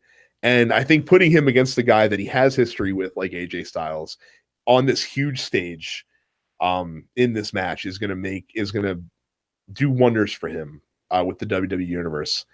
And I look forward to it. It's going to be pretty great. I really hope it's the last match on the card. Probably won't be, knowing WWE, but it should be. And I think it would be to their benefit to do that. Yeah, I'm super pumped, man. I'm really excited. The Rumble itself was pitch perfect for me. Like you said, they knew how to. For some reason, it felt paced properly. Like I don't know what it is, but sometimes Rumbles feel like incredibly long to me. This one was great, man. All the little stories, and it was funny. It had drama, like it had excitement, and the surprise entrants who were there, like they were surprise entrants. Like there was only one really surprise entrance that, like, I don't like when surprise entrants come in just to be like, hey guys, it's me. Whoop, I just got thrown over. Like, nah, man. Like, it's cool to see these people, but you want to see them, you want to see if they still got it. I loved it, man. I thought it was great. I do too. Like I said, I thought it was a fantastic Rumble. Definitely the best match on the show, for sure. Yeah. But we still have 3 more matches to get to, so we'll move on. Before we get there, though, apparently KFC Colonel Ric Flair, now a thing. Poor Ric. Okay. Poor Flair. They got Shawn Michaels last year. Now they're getting Ric Flair. I mean, at least Ric Flair is an old man, I guess. So now we have Seth Rollins and Jason Jordan defending their Raw Tag Team Championships against the Bar. Now, going into this match, Jason Jordan apparently has back injury. Apparently he can't really wrestle too much. So the way they booked the match makes sense. So and the way the match was booked was that basically he refused to tag in. When he finally did tag in, he tagged immediately back out, feigning a head injury of some kind. It was basically a handicap match with Seth Rollins against the Bar. However, being right after this really fun Rumble with a really satisfying finish for this crowd, you could hear a pin drop in the arena. The crowd was so gassed. And that's what I'm talking about with the match order here. Yeah, this the overall match suffered because of it, because it, like, this is telling the story of, Jason Jordan and him, like, just being an asshole, right? Like, just being a prick. And I mean, like, the crowd just wasn't into it. Like, I'm looking at it now, and the crowd just, there's nothing going on with them. They couldn't even muster up boos for Jason Jordan. Right. Right. Boo Jason Jordan. So, I mean, like the match was entirely uneventful. The crowd was part of that. The other part of it too, the match was just not very well booked here. I mean, we saw a handicap match earlier in the night that they did very well on, and this was not so much. Seth Rollins eventually gets pinned with the white noise elbow drop finisher, and the Bar are your 4-time Raw tag team champions. And we see what happens with Seth Rollins and Jason Jordan in the future. Yeah. They seem careening towards a WrestleMania match. I don't know if that's a match I need to see, honestly. Yeah, I mean, I like what Jason Jordan's doing story-wise, but like, who do you pair him with to tell this story? I mean, it would be Rollins. Right. So to make this work, Jason Jordan has to do something very heelish and dickish and just cross the line with Seth Rollins. That's got to happen at this point. And he's got to win at WrestleMania too. That's the other thing. He's got to win, and he's got to do it in a heelish manner. Yeah. He's got to cheat. So we'll see. I'm fine with all that. But like at the same time, like it's weird because this pairing wasn't going to last anyway. You know what I mean? Like, well, it was a hot shot just because Dean Ambrose got hurt. So right. So I'm very curious to see how this story of this, the bratty bastard kid, the Joffrey of the WWE, how it would have played out if Dean Ambrose didn't get hurt. Well, Samoa Joe would have been in that mix as well if that was so. Yeah. We'll see, but right now it's in a weird spot for sure. Injuries being a part of that too, of course. So next up, we have the Universal Championship match, a triple threat between Brock Lesnar, Braun Strowman, and Kane. I would have been perfectly fine with this as being Braun Strowman versus Brock Lesnar 1-on-1, even though we already saw that match just a few months ago. Yeah. I can't even remember like any spot that Kane did. He was there for one purpose and one purpose specifically, and that is to take the pinfall. That Braun Strowman did not have to eat a pin. Now this match was just such a weird match. The crowd still hadn't quite recovered yet from the Rumble, and they knew the Women's Rumble was next, so they were conserving some of their energy. It was just booked in such a haphazard, bizarre manner. This match was. The highlight of the match easily was Braun Strowman accidentally potatoing Brock Lesnar with a knee, and then immediately getting on the seat when Brock Lesnar punched him in the side of the head. Brock wasn't fucking around, man. Which I find to be hysterical because Brock Lesnar is one of the stiffest motherfuckers there is. Well, but like I said, he got caught. He got caught by a harsh knee from a young man who probably did it by accident, and he's like, "You gonna fucking knee me in the face, rookie?" Kabam! Straight right to the side of the head. The cameraman on the left side of the ring, the entrance side of the ring, like from his perspective, like they kept showing it in slow-mo of just fucking Brock just. Like I said, in hashtag shoot comments that aren't meant to be shoot comments, Michael Cole, Brock got him back.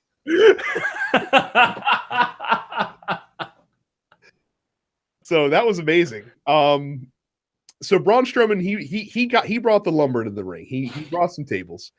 Lesnar hitting the triple German suplex at one point on Braun Strowman. But it doesn't phase him because he immediately picks up Brock Lesnar and slams him through one of these tables. And then Kane wiggles out of a power slam from Braun Strowman and shoves him through the table that he set up in the corner. And then he chokeslammed him. Lesnar would get offense on Kane. He would hit an F5, and then he would come. Braun Strowman would come up from behind him and German suplex Brock Lesnar. Lesnar would get the upper hand eventually. He would F5 Braun Strowman on the floor through one of the announce tables and then throw the other announce table on top of him. We saw that spot in reverse during the SummerSlam four-way matchup between these two guys, Roman Reigns and Samoa Joe, if you recall. where Braun Strowman buried Brock Lesnar under an announce table. I don't know if you remember that or not. I do recall, yes. Yeah, like I say, but it's funny because not funny, but it's stupid because the announcers didn't make a callback to that because that would have, you kind of needed that. You can't expect people to remember something that happened 6 months ago. Right. Kane would get an F5 on the announce table, which did not break quite at first, but it eventually did succumb to his weight. And then eventually, so Strowman throws the table off him. He gets back into the ring. I don't remember how he was taken out of the match that allowed Brock Lesnar to F5 Kane onto a chair, and he would pin Kane to retain the Universal title. When do you think the Brock Lesnar era as champion will end? WrestleMania. I think it's pretty clear that they're building towards something. Whether that's the rumored Roman Reigns win or not remains to be seen. But I feel like that it's building to a WrestleMania match. Yeah, I just miss people fighting for. I miss seeing the championship. It definitely is a Hogan-esque scenario right now. Yeah. We're getting a title defense every couple of shows, basically. So it would be nice to see it back again. And I mean, because all that's happening is the Intercontinental title is being elevated to a extremely high plateau. And maybe that's what they're trying to do, right? Maybe they want, the Intercontinental belt to be the title to be more than what it was, but I don't know. What did you think about this match? Because, like I said, I felt it was weirdly paced and didn't really tell much of a story. I don't know. I'm a little biased. Big dudes wrestling doesn't do a lot for me, just because I don't expect much out of them. And when they're there, in order for it to be entertaining, for me anyway, it's got to turn into Godzilla fighting Mothra. You know what I mean? Like, they have to there has to be carnage everywhere, and not every match featuring these super heavyweights or not super heavyweight, but like these really big heavyweights are like that. You know what I mean? Like, it's fun to watch a big guy squash a little guy every now and again. And it's fun to watch these big dudes wreak havoc all over the place. But I don't know. I'm not. That's why I keep asking every 2 months, when the hell is this Brock Lesnar thing going to be over? Because I kind of want it to be over. I get it.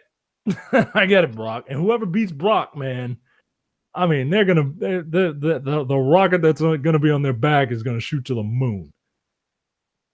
We'll have to see what happens. Yeah, at this point, I don't give a damn who it is, man. I just want it to be over. Watch me, The Miz. You know what? How hilarious would that be? You know what? I would love it.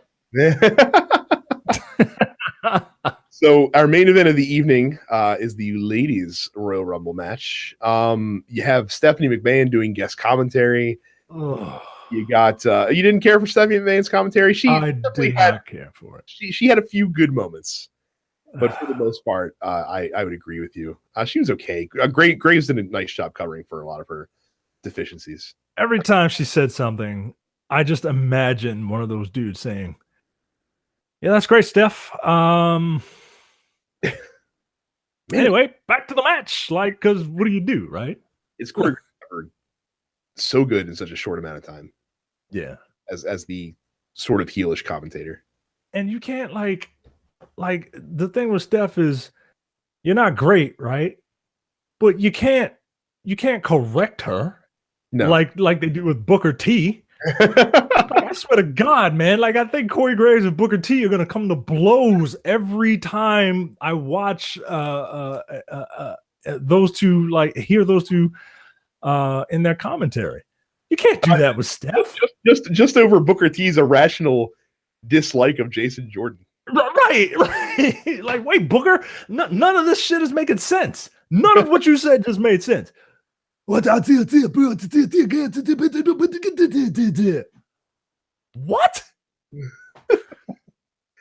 So your first two in the ring, and probably apropos, Sasha Banks and Becky Lynch. Oh my God. Look, I like Sasha. I don't need Sasha to be like in all the firsts. Like, I knew she was going to be in the Rumble, right? Mhm. I didn't need her to be the first one. And you had to start off with two big stars here because this is the first women's Royal Rumble. So you're not going to go in there with fucking not to shit on these two people, but you're not going to go with Lana matching up against like Mandy Rose. no, but yeah, I'm looking at this list. Who else are they? I don't know. I would rather Naomi started and not do what she ended up doing. Mm-hmm. But we'll get to that later. They're joined eventually by Sarah Logan, and then by Mandy Rose. And then the first of many surprise entrants for this Women's Royal Rumble, Lita is back. I didn't think she could wrestle anymore. Me neither. I thought she like had some physical ailment. Yeah, so I said my wife predicted her, and she was right. And Lita looked a step slow, but yeah, still do what she's there to do. So I wanted to talk about this before we got back into it. A lot of guest stars for this match. By my counts, if you don't count the two NXT wrestlers that they had 1, 2, 3, 4, 5, 6, 7, 8, 9. They had 9. If you count Brie Bella and Nikki Bella, 9 to 11, depending on your qualification of the Bella twins. Special entrance out of 30, and that's a lot. Yeah, and this would be an issue to me, except I am actually totally okay with the number of Attitude Era / Ruthless, whatever fucking John Cena said, era, Ruthless Aggression. That's what it's called. Because this was kind of like a celebration of WWE women's wrestling up to this point. Yeah. And I think that a lot is made of your Charlotte Flairs and your Becky Lynches and your Sasha Banks and your Baileys and your Paiges and stuff like that. And rightfully so, because they've done a lot to really put the current women's product on the map for WWE. But I don't feel like enough credit is given to the best women wrestlers that were around before this era started, because it does like even though like Trish Stratus and Jacqueline and Lita and those wrestlers were forced to wrestle in that era just because that's how the chips fell, they would have been every bit as good in this era as well.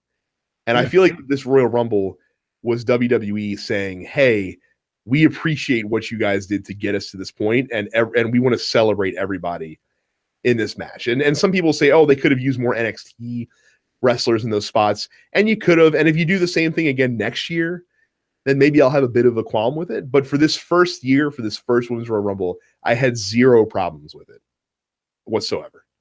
And not only were they there, but many of them were given a chance to really shine in this match. Yeah, I didn't have a problem with the lineup. It was a great, like you said, I thought it was a great tribute, something that you could do one time. And quite frankly, I expected it after seeing, I didn't see all of Raw 25, but I did see like they had the, hey, let's pay tribute to all the women superstars that, helped pave the way. I'm like, all right, well, damn near all these women are probably going to be in the Royal Rumble. And they were. Right. So it wasn't like a big, like, look, this is better than having them having Lita come back for a run, right? Like an ill-fated run where you're forced to watch her wrestle full-length matches where it's very clear that she's lost a step. That no one wants that. Right. But you can get her in the Rumble. She can throw some twist of fate. She can throw a moonsault still on some. Yeah, barely. And well, I mean, and that was fine. So I thought they did a good job booking that aspect of it, and the crowd played along too, for that matter, which is good. So and Lita got the first elimination. She threw out Mandy Rose, and she also got rid of Tamina by low bridging her over the top rope before she was tossed by Becky Lynch. We would eventually get number 6 would be Kairi Sane, who is actually a replacement for Alicia Fox, come to find out, because Alicia Fox is a broken tailbone. Oh. But Kairi Sane was given a chance to show off a little bit, throw some elbow drops, and look pretty good. Big crowd favorite. Tamina comes in at 7. Dana Brooke came in at number 8. Number 9, we have the returning Tori Wilson coming back into the match. Yeah. Let's see. Number 10, Sonya Deville. Number 11, Liv Morgan. Number 12, a big crowd pop, and I was happy to see it, for Molly Holly. Probably one of the most underrated wrestlers in the women's division. I flipped out when I saw Molly Holly come out there, and then I flipped out again when Molly Holly started wrestling. Like, holy shit, Molly Holly! I don't know how old you are, but you don't look a day over, the last time I saw you, 20 years ago. Right. She looked great. Missed opportunity to come out as Super Molly, because, Hurricane. Yeah, it's Mighty Molly. I mean, you had the Hurricane, Yeah, she looked great. At 13, you had Lana, who got the correct reaction from the crowd. And she was also getting picked on, if I recall, by Sonya Deville and Liv Morgan, and she kind of freaked out and started slapping the shit out of him as she was going. I thought for the little bit that she did, they did book Lana very well in this match. Michelle McCool comes out for 14. Now, Michelle McCool, I didn't really get to watch her do her thing, because she came to prominence during that stretch of time where I wasn't really watching wrestling too much. But she came in clean in house. Yeah, she did. First of all, as soon as she gets in, I forgot she was that tall. She's very tall. Also, the Philly crowd, you ain't shit. Why the fuck you chanting Undertaker for Michelle McCool? I get that they're married. I understand that. She's her own woman.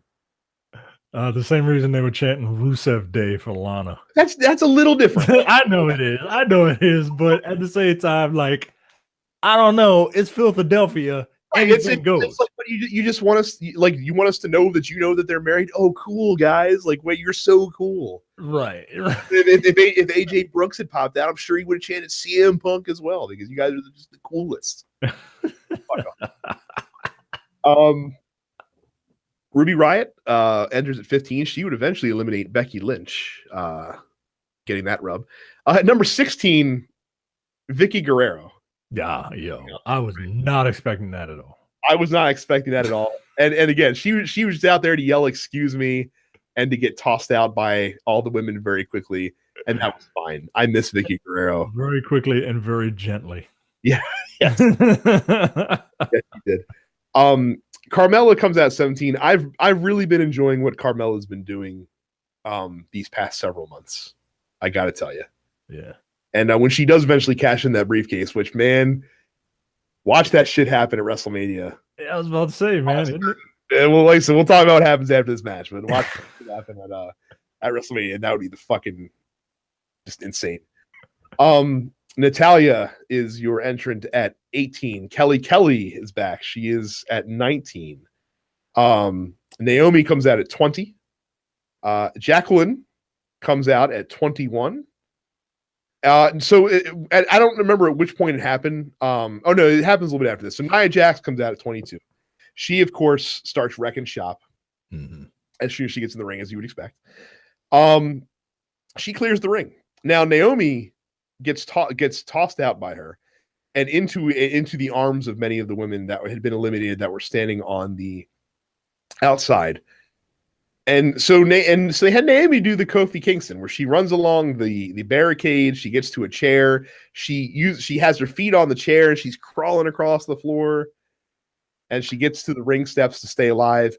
And I know Malcolm and the Monday Night Flaw group had a problem with this. You apparently have a problem with this as well. Yeah, Go ahead. I don't want like, all right, the Kofi Kingston thing, right? It was like, holy shit, right? That's gonna be your thing now, right? Okay.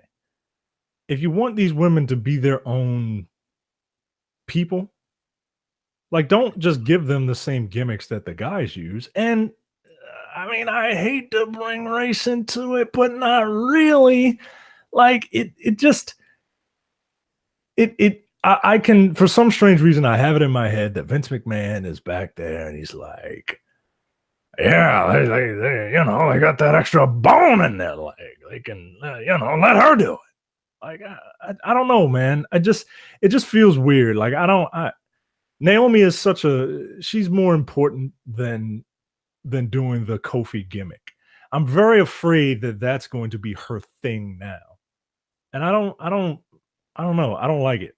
I mean, if it makes you feel any better, the first guy that ever did the Rumble save gimmick was actually John Morrison. So yeah, I just it feels very contrived. It feels like, look, you got one job. Make sure you know, don't let your feet touch the floor and then immediately get eliminated. Like, it would be one thing if the save actually meant something, but it doesn't. Right. It's just a fun spot for the crowd to cheer before getting tossed on your way. Right. Like let the save mean something. Don't And that doesn't mean that she has to win. Just have her in the final. Right. Just have her in there for, you know, a whole 30 seconds. Right. Before she gets tossed out after a save. Same thing with Kofi Kingston. Like, the save doesn't really mean anything if you're just gonna completely eliminate it. Like, all right, well, yeah, it really shows your athletic prowess. Yep. I don't know. So 23 is Ember Moon, comes out with a heavily taped arm after what happened during the previous night's NXT takeover. She throws down a little bit with Nia Jax though. I like Ember Moon. I think she's pretty cool. I still think she needs a bit more. Like her gimmick is fine. Her in-ring gimmick is weird because she's just the woman that looks intense and kind of screams a lot. Yeah, while she's doing her thing. And then she has a move. So yeah, she's like Alicia Fox with talent. But I mean, but they did put her over pretty big during Takeover as far as being like really tough. But she's here tonight. But she eventually is dispatched, not eliminated, but dispatched by Nia Jax. And finally, who is going to rid us of Nia Jax, Micah? But Beth Phoenix, the Glamazon, returning for a one shot here, and she looks great. And she goes one-on-one with Nia, and she eventually does lift Nia on her shoulders, but does not eliminate her. Not able to eliminate her until her old friend Natalya comes in, and they both shove Nia through the ropes, not over the top rope, and then Natalya turns on her and throws her out of the ring, which we all saw coming, I'm pretty sure. Natalya's such a bitch. Like, like she's a perfect heel for me because I hate her. Like, I really hate her. And like, I know I'm being worked, right? But I hate her to the point where I hate her in real life. See, I don't hate her in real life. I do. I think she plays her character very well. She plays it pitch perfect. Number 25 is most people's pick for this match, including mine, and that was Asuka coming to the ring. Huge pop. She would take care of a lot of the women. Her and Ember Moon got to renew their rivalry from last year, with Ember hitting the Eclipse, but eventually getting spilled out of the ring by Asuka in a big way. Like, she took a big old spill out of the top rope. Yeah, she did. Very, very cool looking. Number 26, Mickie James. Number 27 and 28, Nikki Bella and Brie Bella. I was surprised by Brie. I was too. I like, so Nikki. I wasn't too surprised about, but Brie Bella, I was shocked to see back. And then again, like the Philly crowd, Cena suck. Like, all right, yo, shut up. Just right, like, just fuck off. And then the yes chance for Brie, which it's a little bit. I mean, more. That's a little bit more. And you know what? I'll even give a pass to the Cena sucks thing, considering that they did. He did propose to her at WrestleMania last year. Yeah. So it's more part of his wrestling persona that is, Michelle McCool's wrestling persona is not wife of the Undertaker. Right. So I'll give a little bit of a pass to that. Bayley comes out at number 29, and then at number 30, little predictable. Yeah. But Trish Stratus to a huge pop from the crowd.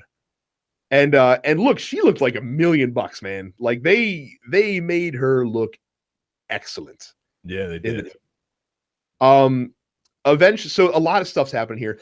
Trish is basically, going in, she's wreaking havoc. She gives the Stratusfaction to Bayley, and she does the double bulldog to the Bella Twins, and Sasha Banks get a Stratusfaction, and then she gets one-on-one confrontation with Mickie James, and Trish Stratus, she was holding up a 7, but that 2 was a little crooked, got it close to a certain part of her body that might have made Vince McMahon a little nervous.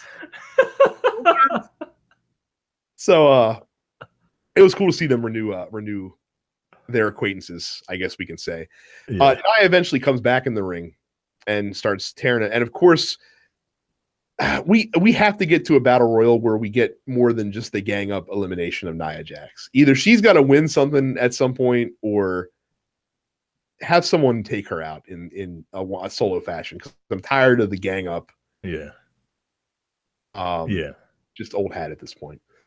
But then Sasha throws out Bayley. Sasha Banks healing it up a little bit in this match. Do you think that was just? Do you think that was just like a one-off? I think it is a one-off for now. I think that they are slowly sowing the seeds for a Sasha Banks full heel turn. But I think you need to see something truly dastardly happen to trigger that. I enjoy heel Sasha the most. So yeah, I think she is more comfortable in that role personally. Yeah. Because I think that's what she wants to be. It's hard for her to be a good guy. Yeah, like it doesn't come off well, and right. She has a very like hateable face. Correct me if I'm wrong, I believe it is her that eventually eliminates Trish Stratus as well. Trish Stratus gets eliminated by Sasha. The ire of the fans. So your final 4 here: Sasha, who started the match, by the way, number 1, Asuka, and Brie and Nikki Bella. An interesting final 4 for sure. And Sasha attempted to use, like, she knew that the only way that any of them could win is if they got rid of Asuka, because Asuka was the odds-on favorite, and she was convincing the Bellas to work together to gang up on Asuka. And Sasha was talking some trash to Asuka. And she set up Asuka in the corner for her double knee strike off the top rope. But as she leapt in the air to deliver the double knees, the Bella Twins both grabbed her and flung her over the top rope to massive cheers from the Philadelphia crowd, which I did not expect. Yeah. that heel act worked well enough that the Philly crowd turned on her over the course of one Rumble. So Sasha is your Iron Woman. At I think 55 minutes, if I'm not mistaken, for her in this match. Yeah, 54-46, yeah. So the Bellas working together to try to eliminate Asuka. Eventually, Brie gets knocked onto the apron, and Nikki Bella incapacitates Asuka, and then turns around and delivers a forearm to her sister's face to eliminate her from the match. Terrible strategy on Nikki Bella's part, because what the fuck are you thinking? Yeah. And then, but also probably setting up a Total Divas angle, if I had to guess, or Total Bellas, if I had to guess. So we get to the last 2, and they get to the spot where both Asuka and Nikki go over the top rope to the apron, and they're fighting back and forth. Nikki hits Asuka, and Asuka played it pretty well, because I thought for half a second there she might tumble, but then she kicks Nikki in the legs, kicks her legs out from under. Nikki Bella falls to the floor. Asuka is your winner of the inaugural Women's Royal Rumble. It is an all Japan affair at the Royal Rumble, Micah. Yeah. And so what happens now?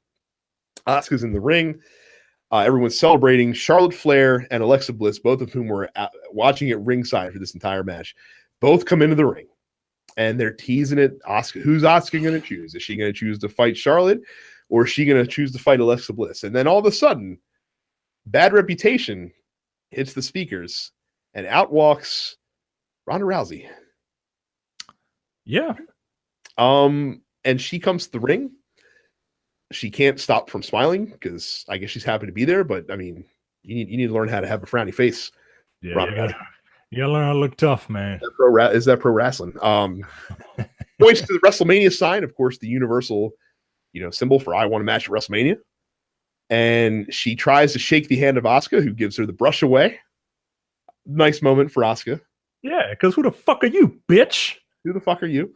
Goes out to the ring.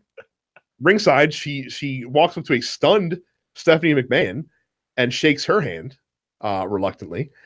Points to the WrestleMania sign, and then she leaves, and that's how we go off the air. Now, I don't have any issues with Ronda Rousey coming to, and apparently she signed a long-term contract. She is now a pro wrestler, so this is not like a one-off for publicity. Like, Ronda Rousey is here. Mm-hmm. She is a WWE superstar. I don't even have a problem with her getting a high-profile match at WrestleMania because she's going to bring in eyeballs, and that's, at the end of the day, that's what you need. I do have an issue with doing this sequence at this moment because you could have done this again, or you could have done this exact sequence on Raw, and it would have had the same effect. Yeah. Yeah, you do kind of it appears to undercut Asuka's victory. Like, this is a momentous occasion, right? Like, this is the very first win. Like, it's gonna go down in the history books.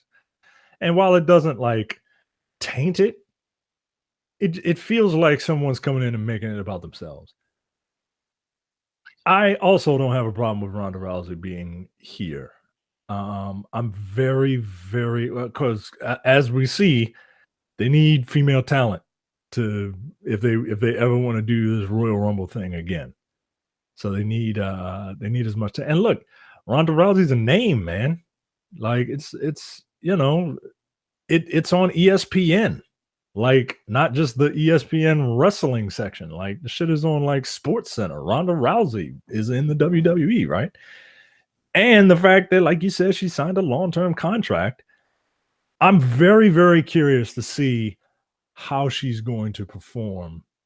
I don't remember Ronda Rousey talking much in UFC. I wonder how her skills are going to translate. I mean, give her a manager. Fine with that. Yeah, I mean, I wonder how her in-ring work is going to translate. I expect her to have some sort of manager until she can come down to the ring without smiling. I mean, allegedly she's been training to be a wrestler for the last like 6 months or so, in addition to her actual combat experience. So, I mean, I'm not too worried about how she's going to do. Again, I just, and not only could you had this moment, you could have essentially replayed Tyson versus Austin on Raw tonight. Because just imagine Alexa Bliss like comes up to, like, she's like, I'm gonna fight, or imagine Asuka comes out tomorrow, they do the whole thing, like, who are you gonna choose? She's like, I'm gonna fight Alexa Bliss for the Raw Women's Championship, and Alexa can act like Alexa would, like, being like obviously scared but trying to hold it together and all this shit. And Charlotte Flair can then cut a promo on SmackDown and be like, yeah, like of course Asuka didn't want to fight me because I'm the queen and I'm the best and this, that, and the other. Then you have Ronda Rousey come to the ring with like an entourage, and they have a war of the words, and she shoves Charlotte Flair, and they're separated, they're swarmed, and you have 20 years later Tyson versus Austin, but this time it's the women doing it, and I think that would work really well. Yeah. But instead of doing what you did here, which because there's no point in using Ronda Rousey to be a surprise at the Royal Rumble if you didn't advertise her beforehand. Because it's not like you're getting the buy rates, or not the buy rates, but it's not like you're getting the viewership on WWE Network for that. Right. If you don't announce it beforehand, if you don't plug it. Right. So that's how I feel about that. What do you think about the Women's Rumble overall? Overall, I thought it was good. I don't. The men's rumble does this all the time, but I don't remember it being this egregious, save for the Elias incident. I don't like when the wrestlers, um, dip out of the ring themselves. I understand that people are tired and you need space to do certain spots and stuff like that, but it was very, very noticeable. Like, there was a lot of one-on-one action in this Royal Rumble, and, I don't know, I'm not a fan of it, but, that comes with and even Corey Graves at some point at multiple points was like, "I don't know why she's saving this person, like, do they know the rules of the Rumble?" And Steph was like, "Oh, of course they know the rules, you misogynist asshole! Why wouldn't they know the rules?" Um, I thought it started slow, and the first half of it was uneven. I thought the second half was very good, and I thought the way the match ended was cool.